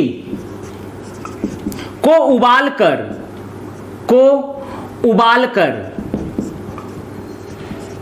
बनाया जाता है प्रतीकात्मक नमक। और इससे जो नाले के पानी से, फोकट पारे के नाले के पानी से जो नमक बनता है, इस नमक को 50 रुपए में खरीदते हैं गजाधर राव। इस नमक को 50 रुपए में खरीदते हैं गजाधर राव। तो इस प्रकार से मुंगेली में सविनय अवज्ञा आंदोलन का प्रतिपादन किया गया। 8 अप्रैल 1930 को पंडित कालीचरण शुक्ल पंडित राम गोपाल तिवारी के द्वारा मुंगेली के फोकट पारा के नाले से मिट्टी युक्त पानी निकाला गया, उसे उबाला गया और उबाल के प्रतीकात्मक नमक बनाया गया। इस नमक को 50 रुपए में खरीदा था गजाधर राव ने। इसके बाद हम डिस्कस करने जा रहे हैं, ध्यान दीजिएगा, यह देखना है दुर्ग, ध्यान दीजिएगा। इसके आगे हम डिस्कस करने जा रहे हैं दुर्ग में सविनय अवज्ञा आंदोलन, ध्यान दीजिएगा। अगला है दुर्ग में सविनय अवज्ञा आंदोलन।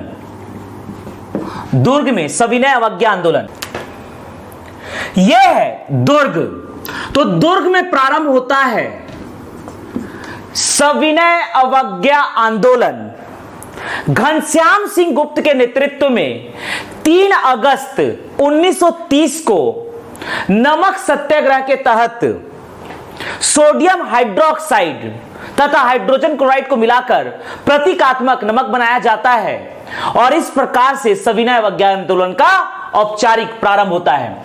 तो दुर्ग से सविनय अवज्ञा आंदोलन का औपचारिक प्रारंभ होता है 3 अगस्त 1930 को और इसके प्रमुख नेतृत्व करता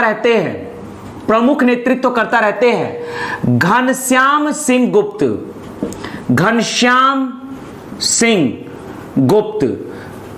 अन्य घनश्याम सिंह गुप्त के सहयोगी होते हैं, घनश्याम सिंह गुप्त के सहयोगी रहते हैं नरसिंह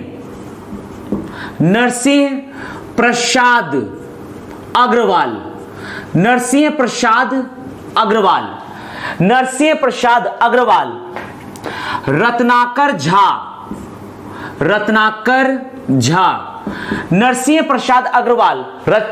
रत्नाकर झा, रामचंद्र देशमुख,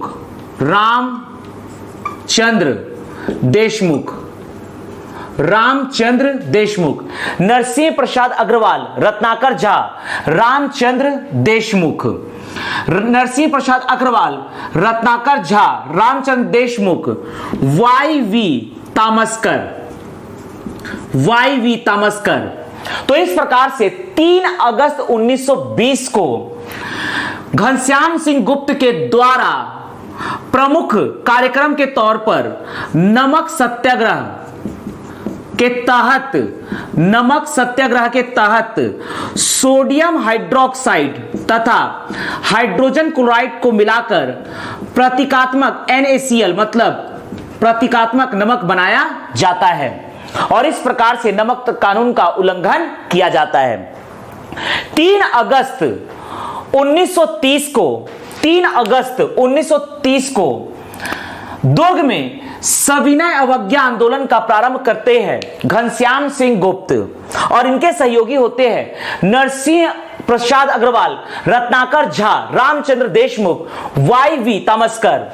घनश्याम सिंह गुप्त के द्वारा 3 अगस्त 1930 को सोडियम हाइड्रोक्साइड और हाइड्रोजन क्लोराइड को मिलाकर प्रतीकात्मक नमक बनाया जाता है और नमक कानून का उल्लंघन किया जाता है। इसे कहा जाता है दुर्ग में नमक सत्याग्रह। इसी के साथ साथ किसानों के हित में नरसिंह प्रसाद अग्रवाल के द्वारा दुर्ग में किसान सभा का आयोजन किया जाता है। 1930 में ही किसान सभा का आयोजन किया जाता है और इसके प्रमुख नेतृत्वकर्ता रहते हैं नरसिंह प्रसाद अग्रवाल के नेतृत्व में 1930 में किसानों के हित में किसान महासभा का या किसान सभा का आयोजन किया जाता है। दुर्ग में विद्यार्थियों के हित में कार्य करने हेतु विद्यार्थी कांग्रेस की स्थापना की जाती है। दुर्ग में ही 1930 में सविनय अवज्ञा आंदोलन के अंतर्गत विद्यार्थी कांग्रेस की स्थापना की जाती है। विद्यार्थी कांग्रेस की स्थापना की जाती है। इसके प्रमुख संस्थापक सदस्य होते हैं गंगाधर प्रसाद चौबे तथा गणेश सिंगरौल के द्वारा विद्यार्थियों के हित में काम करने हेतु 1930 में दुर्ग में विद्यार्थी कांग्रेस की स्थापना की जाती है। तो इस प्रकार से दुर्ग में भी प्रारंभ होता है सविनय अवज्ञा आंदोलन, जिसमें मुख्य नेतृत्वकर्ता होते हैं घनश्याम सिंह गुप्त। इनके द्वारा 3 अगस्त 1930 को सोडियम हाइड्रोक्साइड और हाइड्रोजन क्लोराइड को मिलाकर प्रतीकात्मक नमक बनाया जाता है। अंततः जबलपुर में 13 अगस्त 1930 को घनश्याम सिंह गुप्त की होती है गिरफ्तारी।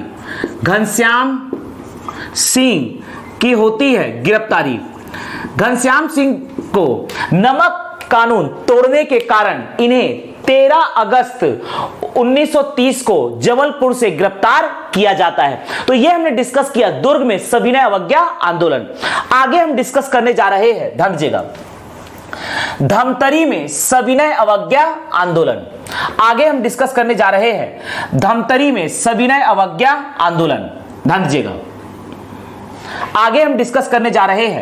धमतरी में सविनय अवज्ञा आंदोलन का प्रारंभ देखिएगा।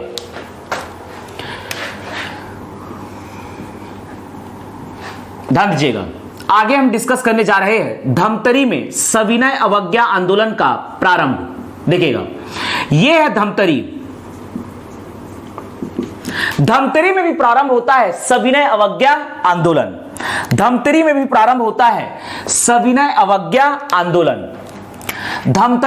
सविनय अवज्ञा आंदोलन 8 अप्रैल 1930 को नारायण राव मेघावाले के द्वारा सोडियम हाइड्रोक्साइड तथा हाइड्रोजन क्लोराइड को मिलाकर प्रतीकात्मक नमक बनाया जाता है और इस प्रकार से धमतरी में भी प्रारंभ होता है नमक सत्याग्रह। 8 अप्रैल 1930 को योजनागत तरीके से नारायण राव मेघावाले के द्वारा धमतरी में सोडियम हाइड्रोक्साइड तथा हाइड्रोजन क्लोराइड को मिलाकर प्रतीकात्मक नमक बनाया जाता है NaCl बनाया जाता है और इस नमक को 6 रुपए में खरीदते हैं करण श्रीकरण तथा तेजपाल। धमतरी के निवासी करण तथा तेजपाल इस नमक को 6 रुपए में खरीदते हैं। यहां पर कुल 2 तोला नमक बनाया गया था। ध्यान दीजिएगा, यहां पर कुल 2 तोला नमक बनाया गया था। धमतरी में 8 अप्रैल 1930 को नारायण राव मेघावाले के द्वारा सोडियम हाइड्रोक्साइड तथा हाइड्रोजन क्लोराइड को मिलाकर प्रतीकात्मक नमक बनाया जाता है, जो कुल होता है 2 तोला नमक, जिसे 6 रुपए में श्री करण तथा श्री तेजपाल के द्वारा, जो कि होते हैं धमतरी के निवासी, इनके द्वारा खरीदा जाता है। इसके साथ ही साथ धमतरी में स्थापित होता है सत्याग्रह आश्रम। ध्यान दीजिएगा, धमतरी में 1 मई 1930 को, धमतरी में 1 मई 1930 को सत्याग्रह आश्रम धमतरी की स्थापना की जाती है। सत्याग्रह आश्रम धमतरी की स्थापना की जाती है। इसके मुख्य संस्थापक होते हैं पंडित सुंदरलाल शर्मा। पंडित सुंदरलाल शर्मा, पंडित सुंदरलाल शर्मा के द्वारा धमतरी में सविनय अवज्ञा आंदोलन के दौरान 1 मई 1930 को सत्याग्रह आश्रम की स्थापना की जाती है। इसके अतिरिक्त अन्य सहयोगी होते हैं सत्याग्रह आश्रम को स्थापित करने में, अन्य सहयोगी होते हैं पंडित सुंदरलाल शर्मा के नारायण राव मेघावाले, नारायण राव मेघावाले। इसके अतिरिक्त बाबू छोटेलाल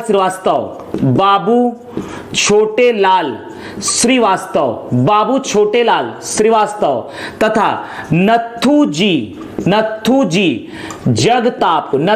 जगताप। ध्यान दीजिएगा, सविनय अवज्ञा आंदोलन के दौरान 1 मई 1930 को पंडित सुंदरलाल शर्मा के द्वारा धमतरी में सत्याग्रह आश्रम की स्थापना की जाती है, जिनके अन्य सहयोगी सदस्य होते हैं नारायण राव मेघावाले, बाबू छोटेलाल श्रीवास्तव तथा नथुजी जगताप। ध्यान दीजिएगा, कहानी को आगे बढ़ाते हैं और आगे हम देखने जा रहे हैं महासमुंद में, आगे हम डिस्कस करने जा रहे हैं महासमुंद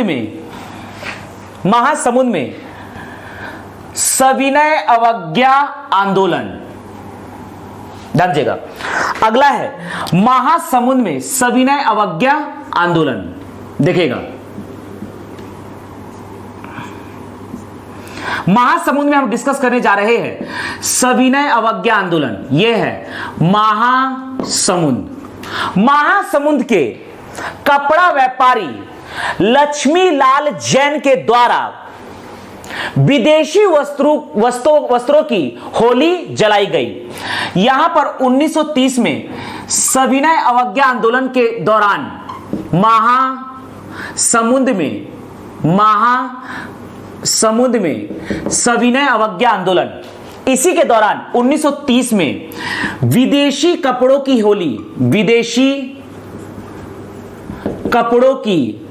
होली जलाई गई।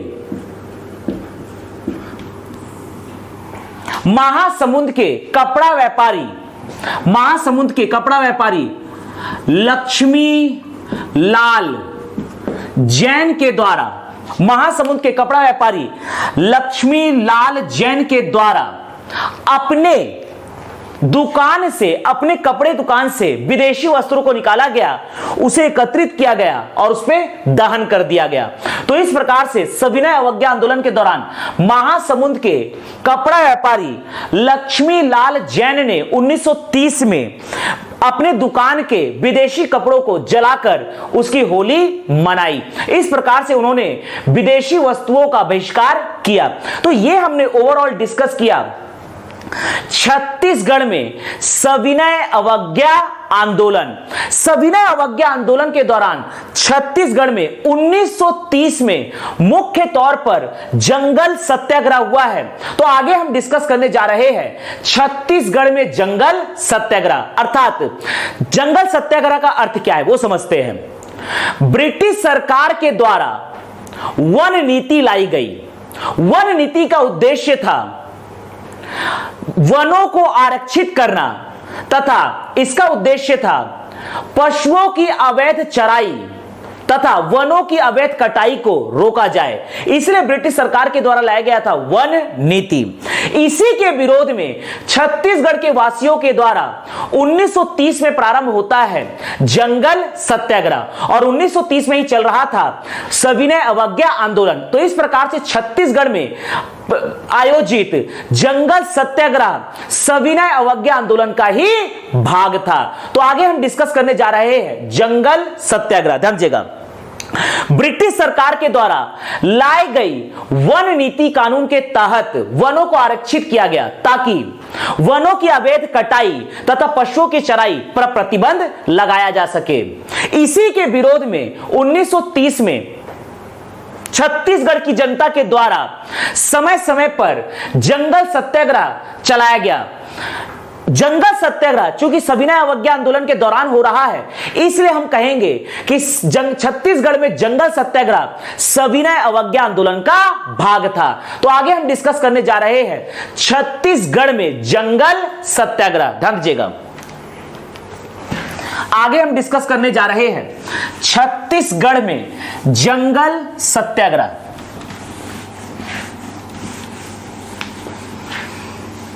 ध्यान दीजिएगा, आगे हम डिस्कस करने जा रहे हैं छत्तीसगढ़ में जंगल सत्याग्रह। आगे हम सविनय अवज्ञा आंदोलन के प्रथम चरण अर्थात 1930 में घटित जंगल सत्याग्रह को डिस्कस करने जा रहे हैं। ब्रिटिश सरकार के द्वारा वन नीति कानून लाया गया जिसके तहत वनों को आरक्षित कर दिया गया, अर्थात पशुओं की अवैध चराई व वनों की अवैध कटाई पर प्रतिबंध लगा दिया गया।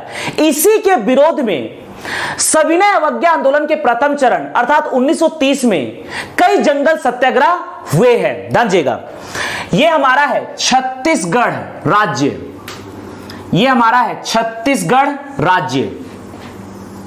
ध्यान दीजिएगा, यह आपका है बस्तर संभाग, मिडिल पोर्शन में दुर्ग तथा रायपुर संभाग, बिलासपुर तथा सरगुजा संभाग, कांकेर, नारायणपुर, दंतेवाड़ा, बीजापुर, सुकमा, बस्तर, कोंडागांव, यह आपका है कबीरधाम, राजनांदगांव, बेमेतरा, दुर्ग, बालोद, बलौदा बाजार, रायपुर, धमतरी, महासमुंद, गरियाबंद, यह आपका है मुंगेली, गोरेला, पेंड्रा, मरवाही, रायगढ़, कोरबा, जांजगीर चांपा, कोरिया, सूरजपुर, बलरामपुर, सरगुजा और जशपुर। तो यहां पर हम सविनय अवज्ञा आंदोलन के सविनय अवज्ञा आंदोलन के प्रथम चरण अर्थात 1930 में आयोजित जंगल सत्याग्रह को डिस्कस करने जा रहे हैं। ऐसे जंगल सत्याग्रह जो 1930 में सविनय अवज्ञा आंदोलन के दौरान हुए हैं, इसे हम डिस्कस करने जा रहे हैं। जंगल सत्याग्रह के आयोजित होने का मुख्य कारण था, जंगल सत्याग्रह के आयोजित होने का मुख्य कारण था वन नीति के तहत वनों को आरक्षित कर दिया गया, जिससे वनों की अवैध कटाई व पशुओं की अवैध चराई पर प्रतिबंध लगाया गया। इसी के विरोध में छत्तीसगढ़ में जो सत्याग्रह हुआ है इसे कहा जाता है जंगल सत्याग्रह। ध्यान दीजिएगा, कोरबा में हुआ है बांधा खार जंगल सत्याग्रह, कोरबा में हुआ है बांधा खार जंगल सत्याग्रह। यहां पर है सीपत, बिलासपुर में स्थित है सीपत, सीपत में स्थित है पोड़ी जिसे कहा जाता है पोड़ी सीपत जंगल सत्याग्रह, पोड़ी सीपत जंगल सत्याग्रह। रायगढ़ में हुआ है सारंगगढ़ जंगल सत्याग्रह। दुर्ग में हुआ है मोह बना पोड़ी जंगल सत्याग्रह। यह आपका है धमतरी, धमतरी में हुआ है खास धमतरी में रुद्री नवागांव, यह है धमतरी में रुद्री नवागांव जंगल सत्याग्रह। यह है गट्टा सिल्ली गट्टा सिल्ली जंगल सत्याग्रह, गट्टा सिल्ली जंगल सत्याग्रह, ध्यान दीजिएगा। महासमुंद में हुआ है तमोरा जंगल सत्याग्रह तथा यह है लफड़ा जंगल सत्याग्रह। महासमुंद में हुआ है तमोरा जंगल सत्याग्रह तथा लफड़ा जंगल सत्याग्रह। तो इतने जंगल सत्याग्रह जो 1930 में आयोजित हुआ है, 1 2 3 4 5 6 7 8, ध्यान दीजिएगा। ये जो जंगल सत्याग्रह हुए हैं, ये हुए हैं जंगल सत्याग्रह सविनय अवज्ञा आंदोलन के दौरान, ध्यान दीजिएगा। सविनय अवज्ञा आंदोलन के दौरान छत्तीसगढ़ में हुए जंगल सत्याग्रह को हम डिस्कस करने जा रहे हैं, ध्यान दीजिएगा। सबसे पहले देखते हैं, इसमें से सबसे पहले देखते हैं पौड़ी सीपत जंगल सत्याग्रह, ध्यान दीजिएगा। पौड़ी सीपत जंगल सत्याग्रह सविनय अवज्ञा आंदोलन के दौरान होने वाला पहला जंगल सत्याग्रह है पौड़ी सीपत जंगल सत्याग्रह, ध्यान दीजिएगा। यह हुआ है 1 जुलाई 1930 को, 1 जुलाई 1930 को हुआ है, 1 जुलाई 1930 को हुआ है पौड़ी सीपत में, पौड़ी सीपत जंगल सत्याग्रह, पौड़ी सीपत जंगल सत्याग्रह। यह हुआ है पौड़ी सीपत जंगल सत्याग्रह, जंगल सत्याग्रह, पौड़ी सीपत जंगल सत्याग्रह, ध्यान दीजिएगा। रामाधर इसके नेतृत्व करता थे रामाधर दुबे, रामाधर दुबे के नेतृत्व में पौड़ी सीपत जंगल सत्याग्रह आयोजित हुआ था। वन नीति के विरोध में कारण था वन नीति, जंगल सत्याग्रह होने का कारण था वन नीति। वन नीति के तहत, वन नीति के तहत वनों को आरक्षित करना, वनों को आरक्षित करना, जन नीति के तहत वनों को आरक्षित करना ताकि पशुओं की अवैध चराई तथा वनों की अवैध कटाई रोकी जा सके, ताकि वनों की अवैध कटाई, वनों की अवैध कटाई व पशुओं की चराई पर प्रतिबंध लगाया जाए, पर प्रतिबंध लगाया जाए। ब्रिटिश सरकार ने वनों की अवैध कटाई तथा पशुओं की अवैध चराई को रोकने के लिए, वनों को आरक्षित करने के लिए वन नीति लाया और इसी वन नीति का छत्तीसगढ़ के वासियों का 1930 में विरोध किया गया जो कहलाता है जंगल सत्याग्रह। तो 1 जुलाई 1930 को पौड़ी सीपत में होता है रामाधर दुबे के नेतृत्व में पौड़ी सीपत जंगल सत्याग्रह। इसके बाद देखते हैं दुर्ग के मोहबना पौड़ी जंगल सत्याग्रह। दुर्ग में होता है 24 जुलाई 1930 को मोहबना पौड़ी जंगल सत्याग्रह। मोहबना दुर्ग में होता है मोहबना पौड़ी नामक स्थान पर मोहबना पौड़ी जंगल सत्याग्रह, मोहबना पौड़ी जंगल सत्याग्रह, ध्यान दीजिएगा। मोहबना पौड़ी जंगल सत्याग्रह जिसके प्रमुख नेतृत्वकर्ता होते हैं नरसिंह प्रसाद अग्रवाल, नरसिंह प्रसाद अग्रवाल के नेतृत्व में जंगल सत्याग्रह आयोजित किया जाता है दुर्ग के मोहबना पौड़ी में। दुर्ग के मोहबना पौड़ी में 24 जुलाई 1930 को, 24 जुलाई 1930 को आयोजित होता है मोहबना पौड़ी जंगल सत्याग्रह, ध्यान दीजिएगा। इसके बाद अगला हम डिस्कस कर रहे हैं रुद्री नवा, इसके बाद हम डिस्कस कर रहे हैं धमतरी के रुद्री नवा गांव में हुआ है 22 अगस्त 1930 को रुद्री नवा गांव जंगल सत्याग्रह। इसके प्रमुख नेतृत्वकर्ता थे बाबू छोटेलाल श्रीवास्तव, बाबू छोटेलाल श्रीवास्तव। बाबू छोटेलाल श्रीवास्तव के नेतृत्व में वन नीति के विरोध में 22 अगस्त 1930 को सविनय अवज्ञा आंदोलन के दौरान रुद्री नवा गांव में प्रारंभ होता है रुद्री नवा गांव जंगल सत्याग्रह। इस जंगल सत्याग्रह के दौरान पुलिस अपनी बर्बरता दिखाती है और लाठी चार्ज कर देती है। इस लाठी चार्ज में रुद्री नवा गांव जंगल सत्याग्रह के दौरान सिंधु सिंधु कुमार, यहां के निवासी सिंधु कुमार तथा रुलू नामक व्यक्ति की मृत्यु हो जाती है।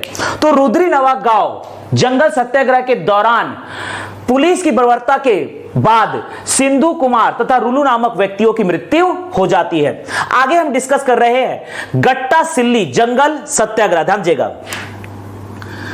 30 जुलाई 1930 को गट्टा सिल्ली से प्रारंभ होता है गट्टा सिल्ली जंगल सत्याग्रह। पशुओं के द्वारा चराई कर लिया जाता है, इसलिए यहां के ब्रिटिश प्रशासन के द्वारा गट्टा सिल्ली के पशुओं को गट्टा सिल्ली के कांजी हाउस में कैद कर दिया जाता है और इसी के विरोध में प्रारंभ होता है गट्टा सिल्ली जंगल सत्याग्रह, जिसके प्रमुख नेतृत्व करता रहते हैं बाबू छोटे लाल श्रीवास्तव, नारायण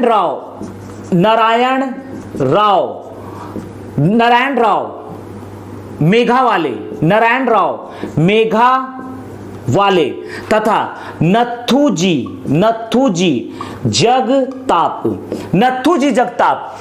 तो बाबू छोटेलाल श्रीवास्तव, नारायण राव मेघावाले, नथुजी जगताप के नेतृत्व में 30 जुलाई 1930 को गट्टा सिल्ली से प्रारंभ होता है गट्टा सिल्ली जंगल सत्याग्रह। ध्यान दीजिएगा, यह आपका देखना है सारंगगढ़ में प्रारंभ होता है 1930 में वन नीति के विरोध में। 1930 में वन नीति के विरोध में सारंगगढ़ से प्रारंभ होता है सारंगगढ़ जंगल सत्याग्रह।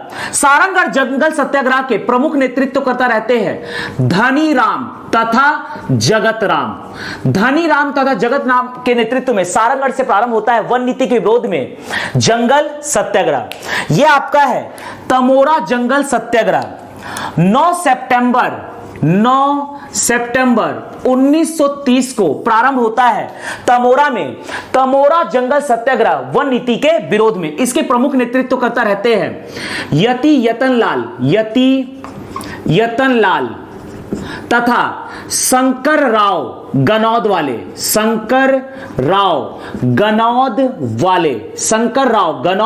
वाले। इसी प्रकार से तमोरा जंगल सत्याग्रह में एक छोटी बालिका रहती है दयावती। तमोरा जंगल सत्याग्रह में एक छोटी बालिका रहती है दयावती के द्वारा तमाचा मारा जाता है तमोरा के रेंजर को।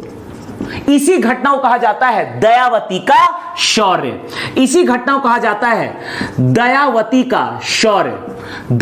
का शौर्य जो घटित हुआ था तमोरा जंगल सत्याग्रह में। आगे हम डिस्कस कर रहे हैं लफरा जंगल सत्याग्रह यह हुआ है 8 सितंबर 1930 को। 8 सितंबर 1930 को अरिमर्दन गिरी के नेतृत्व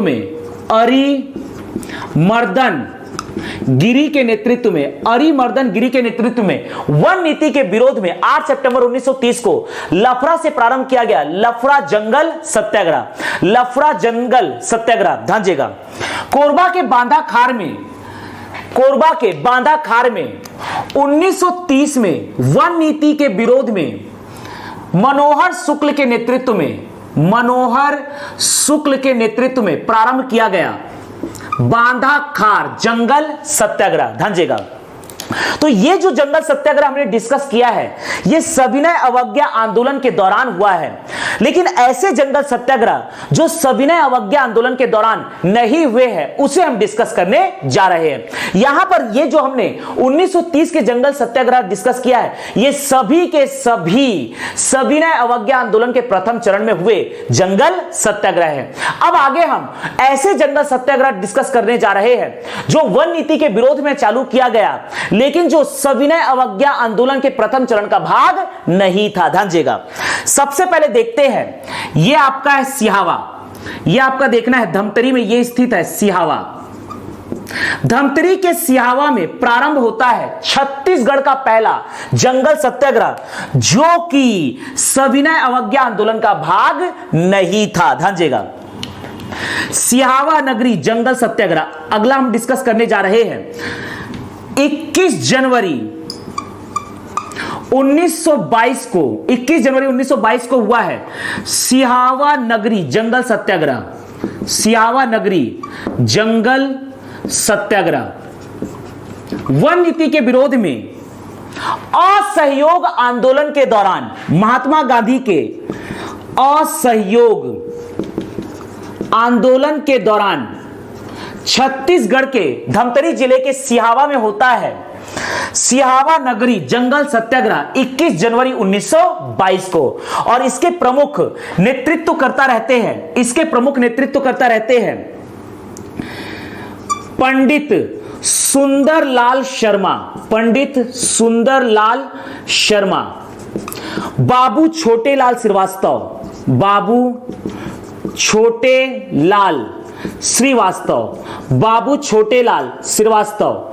नारायण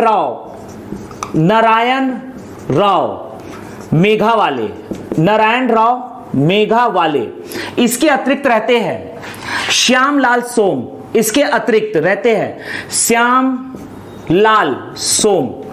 इसके अतिरिक्त प्रमुख नेतृत्वकर्ता रहते हैं श्यामलाल सोम, बिशंभर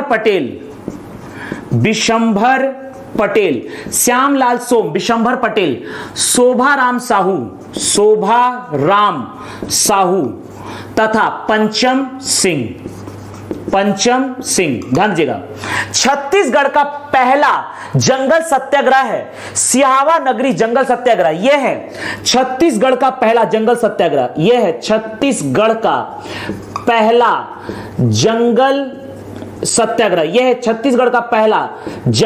सत्याग्रह। 21 जनवरी 1922 को असहयोग आंदोलन के दौरान होता है सिहावा नगरी जंगल सत्याग्रह। वन नीति के विरोध में पंडित सुंदरलाल शर्मा, बाबू छोटेलाल श्रीवास्तव, नारायण राव मेघावाले, श्यामलाल सोम, बिशंभर पटेल, शोभाराम साहू, पंचम सिंह के द्वारा छत्तीसगढ़ का पहला जंगल सत्याग्रह संचालित किया जाता है सिहावा से सिहावा नगरी जंगल सत्याग्रह। ध्यान दीजिएगा, इसके अतिरिक्त हम डिस्कस कर रहे हैं, ध्यान दीजिएगा, इसके अतिरिक्त हम डिस्कस करने जा रहे हैं ऐसे जंगल सत्याग्रह जो सविनय अवज्ञा आंदोलन के दौरान नहीं हुए हैं। ध्यान दीजिएगा, ऐसे जंगल सत्याग्रह जो सविनय अवज्ञा आंदोलन के दौरान नहीं हुए हैं। देखिएगा, यह आपका है छुई खदान में हुआ है छुई खदान जंगल सत्याग्रह। यह आपका है बद्रा टोला जंगल सत्याग्रह छुई खदान में हुआ है 1938 को छुई खदान में हुआ है 1938 को छुई खदान जंगल सत्याग्रह। 1938 को छुई खदान में हुआ है छुई खदान जंगल सत्याग्रह। समारू बरई के नेतृत्व में वन नीति के विरोध में हुआ है छुई खदान जंगल सत्याग्रह। राजनांदगांव के बद्रा टोला में 1939 को हुआ है बद्रा टोला जंगल सत्याग्रह। बद्रा टोला जंगल सत्याग्रह यह हुआ है रामदीन गौड़ के नेतृत्व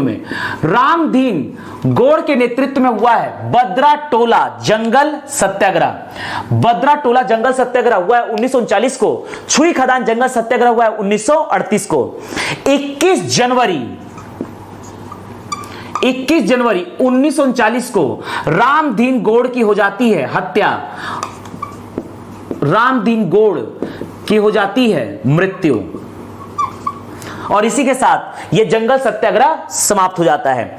तो इस प्रकार से ऐसे जंगल सत्याग्रह जो सविनय अवज्ञा आंदोलन के भाग नहीं थे वो है सिहावा नगरी जंगल सत्याग्रह, छुई खदान जंगल सत्याग्रह और बद्रा टोला जंगल सत्याग्रह।